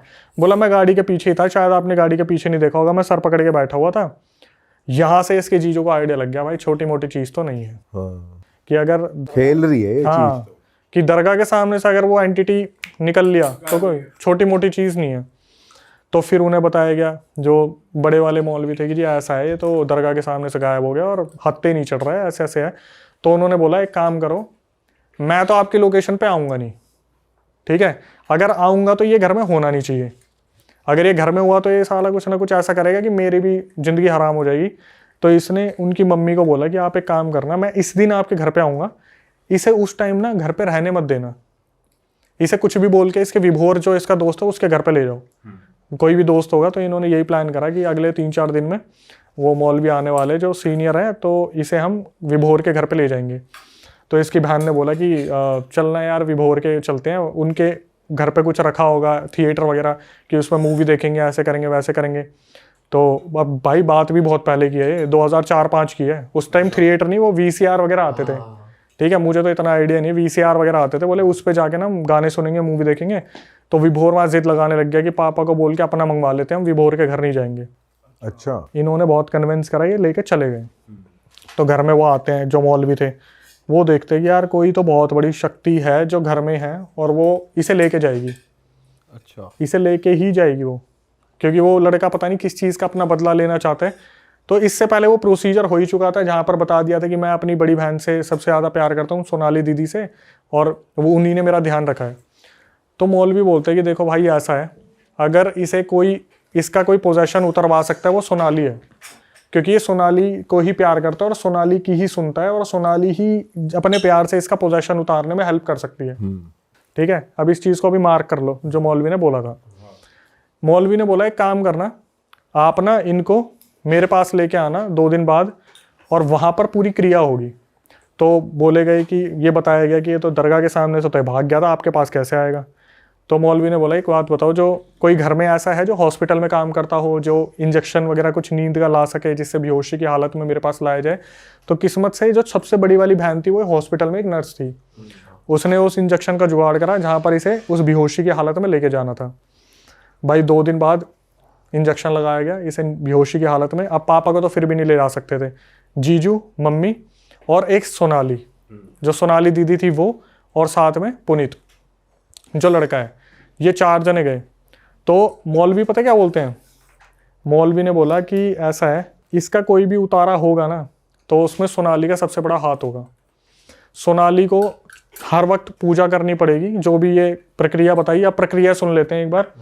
उन्होंने बताया कि जैसे टाइल है ना स्क्वायर, इसके बीच में पुनीत को लिटाया जाएगा और चारों तरफ अगरबत्ती लगाई जाएंगी। जो सोनाली है उसका जो काम है वो ये है, 3 दिन तक उसे सोना नहीं है, वो अगरबत्तियां बदलती रहेगी, कोई भी अगरबत्ती बुझनी नहीं चाहिए। अच्छा। जैसी अगरबत्ती खत्म दूसरी लगाओ। और साथ में ना मौलवी सो सकते, वो बोले कि मैं अपनी तरफ से क्रिया करूंगा, अगरबत्ती चलती रहनी चाहिए। जब ये 3 दिन की क्रिया हो जाएगी तब हम इन्हें अपने इष्ट देव, मतलब जो भी इनके जो लड़कों के हैं जो फैमिली के, इनके इष्ट देव के मंदिर लेके जाएंगे, वहां पे उस एंटिटी से वचन लेंगे, उसके बाद ही लड़का मुक्त होगा। भाई जो आगे बताने वाला हूँ वो बहुत नई चीज़ है, दिमाग लगाने वाले ही शायद समझ पाएंगे कि क्या हुआ। जब सोनाली दीदी आती, वो अगरबत्ती बदलती, उन्हें बोलते फटाफट ऊपर वाले कमरे में चले जाओ, और पेरेंट्स और मौलवी आपस में बात करने लग जाते कि ऐसे ऐसे है, ऐसे ऐसे है। अब क्रिया पूरे टाइम वो बेहोशी है। उस टाइम पर वो बेहोशी की हालत में था। 3 दिन वो तो एक बार लाना था, उसके बाद तो मौलवी अपने मंत्रों से उस एंटिटी को बांध दिए वहां पर। ये 3 दिन तक ये चलता रहा। उसके बाद क्या हुआ, 3 दिन बाद जब ये पूरी प्रक्रिया हो गई, मतलब सोनाली को बस अगरबत्ती बदलनी थी, बदल के भेज देते थे, बस सोना नहीं है, आप जाओ और सोना मत। आप मम्मी को अपने पास रखो, जीजू को अपने साथ रखो, बस सोना नहीं है। ठीक है। आपको अगरबत्ती बुझने नहीं देनी। और मौलवी ने जैसे उसको काबू में कर लिया एंटिटी को, पता चला कैसी एंटिटी है, क्या है आगे पता चलेगा। अच्छा। ठीक है। अब क्या हुआ, जैसे ही 3 दिन की प्रक्रिया हुई, सोनाली जो दीदी थी उनको बुलाया, और वो भी बच्ची थी, 2004-05 की बात है, अभी तो 29, 30, 32, 33, वो जो लड़की है वो तो अभी बड़ी है, बताने वाली से वो सोनाली दीदी बड़ी थी। तो बुलाया गया कि सोनाली 2 चीज़ें हैं, वो एक चीज़ तो हम आपको बता देते हैं कि ये जो प्रक्रिया होनी थी हो गई, अब आपकी इष्ट देव के मंदिर में लेके जाना है। तो जब हम लेके जाएंगे ना, रास्ते में आपके जो भाई है ये बेकाबू होंगे, बहुत बार इनके अंदर की एंटिटी बाहर निकलेगी और बार बार कोशिश करेगी कि वो सब पे हावी हो जाए। तो उस टाइम पर आपको क्या करना है, अपना इनको कंट्रोल में रखोगे, ये बोल के भाई मैं हूं तो सही तेरे साथ, मैं हूं ना, मैं चल तो रही हूँ, क्यों हल्ला मचा रहा है, मैं हूं तो सही। आपको इस तरीके से कंट्रोल करके रखना है। अब जो सोनाली थी वो वैसे ही नींद के उसमें हो रही थी कि बहुत थकी हुई हूँ, 3 दिन से सोई नहीं हूँ, और कितनी ही उम्र रही होगी यार, 7, 8, 10 साल रही होगी उस टाइम पे। तो इसी तरीके से जब इष्ट देव के पास ले जाने लगे, घर पे से थोड़ी सी दूर पे थे वो, पहले घर पे लेके आए, वहाँ पर उनको थोड़ा हाथ मुंह धुलवाया, फिर जब लेके जा रहे थे तो रास्ते में वो जो एंटिटी थी वो पुनीत के ऊपर बार बार टेक ओवर करने की कोशिश कर रही थी कि क्या है, मैं आ गया हूँ, मुझे कहाँ लेके जा रहे हो, मैं नहीं जाऊँगा। तो सोनाली को इशारा कर देते कि बोल इसे। तो सोनाली, भाई मैं हूँ ना, भाई मैं साथ में हूँ, क्यों परेशान हो रहा है, मैं चल तो रही हूँ तेरे साथ। तो वो जैसे एकदम से देखता सोनाली की तरफ, एकदम से यूँ होके अच्छा, फिर सीधा चलने लग जाता कि मैंने, मतलब पुनीत आ गया वापस। लेके गए इष्ट देव के मंदिर में और वहाँ पर बैठाया सोनाली को, और एकदम से सोनाली को बोले कि बेटा तुम्हारा भाई तो ठीक हो सकता है, लेकिन तुम्हें उसके लिए एक वचन देना पड़ेगा। सोनाली को बोले वचन देना पड़ेगा। तो सोनाली बोली बताओ। बोले बेटा अगर आपके भाई को आपको बचाना है तो आपको पूरी ज़िंदगी शादी नहीं करनी। वो बच्ची थी, उसने जल्दीबाजी में बोल दिया ठीक है ठीक है ठीक है, आप मेरे भाई को बचा लो, मैं शादी नहीं करूँगी। यहाँ पर से उसका भाई पुनीत ठीक हो गया। ठीक है, किस्सा हो गया ख़त्म, ठीक हो गया वो ठीक हो गया। अब आया मेन, मैंने ना ये पूरी रिकॉर्डिंग सुनी, मैं बोला ये हुआ क्या, ये हुआ क्या। भाई मैंने ना अपने जो कुछ साइकिक है उनको फ़ोन करा, मैं यार ऐसा ऐसा इंसिडेंट आ रखा है, हुआ क्या भाई। उन्होंने ऐसी बात बताई, मेरे तोते उड़ गए। ये थोड़ी अलग है कि भाई शादी अभी नहीं- सुनो, मैंने जब उनको बताया ना ये ऐसे ऐसे किस्सा है, इसकी एंडिंग समझ नहीं आई मेरे को। पता क्या बोले? बोले कितना तो आसान है अक्षय। एक्चुअली में जब पूछा गया था ना कि सबसे ज्यादा आप किससे प्यार करते हो, तो वो पुनीत नहीं बोल रहा था, वो उसके अंदर की एंटिटी बोल रही थी सोनाली को मैं सबसे ज्यादा प्यार करता हूँ। अच्छा, तो पंकज को बेसिक, हाँ पुनीत को, जो पुनीत के अंदर पंकज था ना, वो बोल रहा था मैं इससे सबसे ज्यादा प्यार करता हूँ। भाई लड़की की बलि दे दी, लड़के को बचाने के लिए उसकी एंटिटी को उसके ऊपर छोड़ दिया और वचन दे दिया कि लड़की शादी नहीं करेगी, अब तू इसके साथ रह, ये तो वो तेरी। एंटिटी खुश हो गई फिर। लड़की के ऊपर थोप दिया उसको, जो भी एंटिटी थी, कि तू रह इसके साथ, ये शादी नहीं करेगी, और लड़के को बचा लिया गया। तो जो पेरेंट्स की और आपस में जो बात हुआ करती थी ना मौलवी से, सोनाली को भेज दे करते थे, तो उस टाइम पर यही बात हुआ करती थी कि आपको एक लड़की का, इस लड़की का बलिदान देना पड़ेगा और अगर लड़के को बचाना है तो। और ये बात हमारी सब्सक्राइबर को भी नहीं पता थी। मैंने उसे फ़ोन करा, मैं बोला आपको पता है आपकी बहन के साथ क्या हुआ है? बोले क्या हुआ आप? तो वो आज भी है सोनाली? यस, शादी नहीं कर रही वो। कहाँ है? वो एक बहुत पॉपुलर जगह के एक मंदिर में आज भी उसी जिंदगी में जी रही है जहां पर वो शादी नहीं करी है उन्होंने।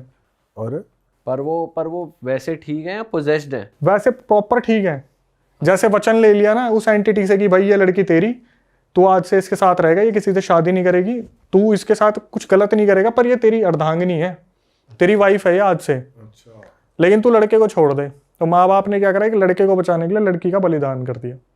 मैंने उस सब्सक्राइबर को फ़ोन करा, वो कुछ नहीं जानती थी इस बारे में। मैंने बोला कि देखो आपने मेरे पास रिकॉर्डिंग भेजी है तो सच जानना आपका बनता है कि आपको पता है कि क्या हुआ है। भाई जब मैंने उसे ये बात बताई ना, वो बंदी फूट फूट के रोई, कम से कम नहीं तो 5-10 मिनट वो फूट फूट के रोई कि मम्मी पापा ने ऐसा क्यों करा। तो वो जो लड़की है जो सोनाली है, उसका खुद का ही मन नहीं करा शादी करने का, या वो? भाई वो बचपन में थी, उससे वचन ले लिया। नहीं, जैसे वचन ले लिया, वो तो बचपन में थी, अब विद टाइम वो बड़ी हुई, उस पर कुछ ऐसा फिजिकल हार्म भी नहीं हो रहा, पोजेशन भी नहीं हो रहा, तो खुद का तो मन कर जाता है, या वो कभी साइकोलॉजिकली नहीं आया? मैं मंदिर का नाम नहीं खोल सकता। जैसी ये चीज़ हुई थी ना, उस लड़की को घर से त्याग दिया था कि अब आप उसी मंदिर में रहोगे। अब बैलेंस करनी है ना चीज़ें। घर वालों ने मंदिर में भेज दिया। यस, कि अब बैलेंस करनी है कि अगर आपके साथ नेगेटिव है तो आपको पॉजिटिव ऑरा मेंटेन रखना पड़ेगा। तो उस लड़की को तभी त्याग दिया था कि वो तब से लेके अब तक जो बताने वाली है ना, उस टाइम पे अगर वो 7-8 साल की रही होगी तो बताने वाली अभी 31 साल की है। अच्छा, तो सोच लो वो कितने साल की होगी जो बड़ी वाली है। तो जो मंदिर में रहती है वो इस चीज से तो अवेयर है ना कि मैंने भाई के लिए शादी नहीं करी, भाई के लिए त्याग गया। लेकिन उसे नहीं मालूम कि उसके साथ क्या हुआ है। क्या है? ये नहीं पता था कि घर वालों ने ये किया है। यस, मैंने उसको बताया सब्सक्राइबर को। भाई वो रोई बहुत बुरी तरीके से, बोली मैं मम्मी से बात करूंगी, मैं पापा से बात और करूंगी। इतने सालों उसने कभी कोशिश भी नहीं करी कि वो मंदिर से चली जाए या ऐसा कुछ कर दे। यार देखो ऐसा है ना कि मे भी शायद उस लड़की को बता दियो कि बेटा तेरा भाई बचाना था, तूने तो बलिदान दे दिया। उसको पता हो ना पता हो, लेकिन बहनों को तो नहीं पता था। अच्छा, मेरे पास जिसने भेजा था वो उससे छोटी वाली बहन थी। उसको मैंने बता दिया। फिर उसने बोला मैं मम्मी पापा से इस बारे में बात करूंगा। बेटा कोई ज़रूरत नहीं है बात करने की, जो हो गया सो हो गया। क्योंकि यहाँ पर ना एक चीज़ देखने वाली है कि अगर एक बहन का बलिदान दिया गया तो दूसरे की जान भी बचाई गई है। क्योंकि अगर वो पुनीत को नहीं बचाते तो वो ऑब्वियसली वो एंटिटी लेके ही जाती। उसने क्या अपने भाई से बदला लेना था, वो तो पुनीत के पीछे पड़ गया ना। ओ सबसे बड़ा सस्पेंस कि ताबीज़ जब बचपन से पहना रखा था तो वो एंटिटी आई कैसे। भाई जब ये 5 साल में आउटिंग करने गए थे ना, 4-5 साल के जब ये थे आउटिंग करने गए थे फैमिली का, जब मैंने बताया था विभोर शुरू से अंडे खाता था। तो ये जो पंकज की एंटिटी थी गुवाहाटी वाली, इसने सबसे पहले विभोर का शरीर कैप्चर करा। और विभोर जब 5 साल का था, 5 साल में ही पंकज, वो जो पुनीत है, उसके गले से वो ताबीज़ उतरवा के नकली ताबीज़ पहनवाया।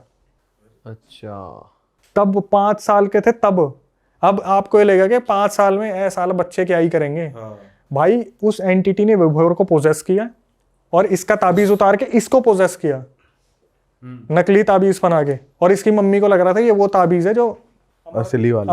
अमर प्रेम कथा चल रही है कि इसका कुछ होगा ही नहीं। यहाँ से पूरा सस्पेंस खुल के आया जो मौलवी ने बताया कि 5 साल में इसके साथ ये हुआ था, इसका ताबीज़ बदलवा दिया गया था। भाई साहब, भाई ये तो नेक्स्ट लेवल थी ये यार। तो अलग ही सीन है भैंस की। और ये कितने दिन पहले आई आपके पास स्टोरी? मेरे ख्याल से ये ज़्यादा टाइम नहीं हुआ, मेरे ख्याल से अभी 2025 में ही मेरे पास आ रखी है। और अब वो पुनीत लड़का ठीक है? बिल्कुल परफेक्ट फाइन है वो लड़का। उसने शादी कर ली, उसकी ज़िंदगी चल रही है। लेकिन जिसने नहीं करनी उसकी सोचो। उसकी तो जिंदगी खराब ही हो गई एक तरीके से। गई भाई गई।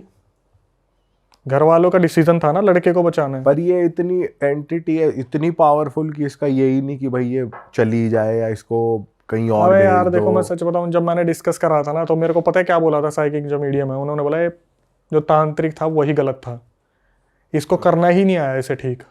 वही तो, क्योंकि इलाज तो होता है ना देखो आपने चीजों बिल्कुल का। सही क्वेश्चन पूछा, लेकिन मैं किसी की ऐसी भावनाओं को ठेस नहीं पहुंचाना चाहता। लेकिन उन्होंने जब मैंने बोला कि ये क्या करा, तो उन्होंने बोला कि वो तांत्रिक ही गलत पकड़ा था इन्होंने, कि एंटिटी को इस तरीके से किसी और पे उतार दिया, क्योंकि भगदड़ इतनी मच चुकी थी उस टाइम पे, भागा दौड़ी इतनी हो चुकी थी कि समझ नहीं आया शायद इनको करना क्या है। टाइम टेकिंग प्रोसेस था या नहीं था, क्योंकि एक चीज और मैं बताना भूल गया, जिस दिन इन्होंने वो पानी मारने वाली चीज की थी ना, तो उस दिन वो जो एंटिटी थी उसने ये बोला था कि पहले तो मैं सोच रहा था इसको 2 महीने जीने दूंगा, लेकिन 10 दिन के अंदर लेके जाऊंगा, बचाना चाहते हो तो बचा लो। तो इनके पास गिनती के 10 दिन थे। प्रेशर बना दिया और ज्यादा। प्रेशर तो भाई आप ये देख सकते हो कि ये ऐसी चीज थी कि जब खत्म हुई तो मैं भी सोच रहा था अच्छा हो गया पुनीत बच गया, ऐसा हुआ। जब मैंने भाई डिस्कस करा था पता चला, तो भाई एक का उतारा दूसरे पे चेप दिया। मतलब उसका शादी ना करना तो उसका खुद का डिसीजन था, लेकिन वो जो रीजन बना कि तेरे ऊपर वो बांध दिया गया है वो गलत था। भाई उसका क्या डिसीजन था, आप बच्चे से कुछ भी ये बुलवा भी लो। थोपा ही है एक तरीके से, थोप दिया ना। पक्की पता ही था यही बोलेगी। वो तो भाई को बचाने के लिए वो बच्ची कुछ भी बोलेगी, बचा लो, उसको शादी का मतलब क्या पता था उस उम्र में। और घर वाले बोल रहे होंगे बोल दे। घर वालों को बोलने की जरूरत ही नहीं है। आप बताओ आपके भाई पे कोई बात आ रखी होगी जब आप छोटे हो कि बेटा तू अपनी तेरे को हाथ देना दे देगा, वो कहेगा मैं हाथ नहीं दूंगा, ले लो। सही बात है। उस टाइम पे तो हाथ पैर मुंह कुछ भी मांग लो। उस टाइम बचपने में क्या पता है क्या शादी और क्या ये होता है। उस टाइम तो जान की बारी चल रही होती है। आज हमारे पिताजी तो नहीं है, माता जी से अगर पूछा जाए कि आपके लड़के को ले जाएंगे, माता जी क्या बोलेगी, मेरे को ले जा, मेरे बच्चे को छोड़ दे। सही बात है। वो इस उम्र में होके बोल रही है, बड़ी होके। छोटे में तो किसी बच्चे से कुछ भी पूछ लो वो तो वहीं त्याग देगा सब कुछ। सही बात है। अरे वाह, आपने ये वीडियो यहाँ तक देख ली भाई, तुमने हमारी मेहनत सफल कर दिया। तुम ही लोग हो असली रियल हिट। और अगर आपको बहुत मजा आ रहा है ऐसी क्लिप्स में, ऐसी वीडियोस में, तो फटाफट जाइए प्लेलिस्ट पे बिंज वॉच कीजिए और सारी वीडियोस देख डालो और मौज काटो। That is it. हम मिलेंगे नए पॉडकास्ट में, नए क्लिप में। Till then bye bye, see you, take care, do subscribe.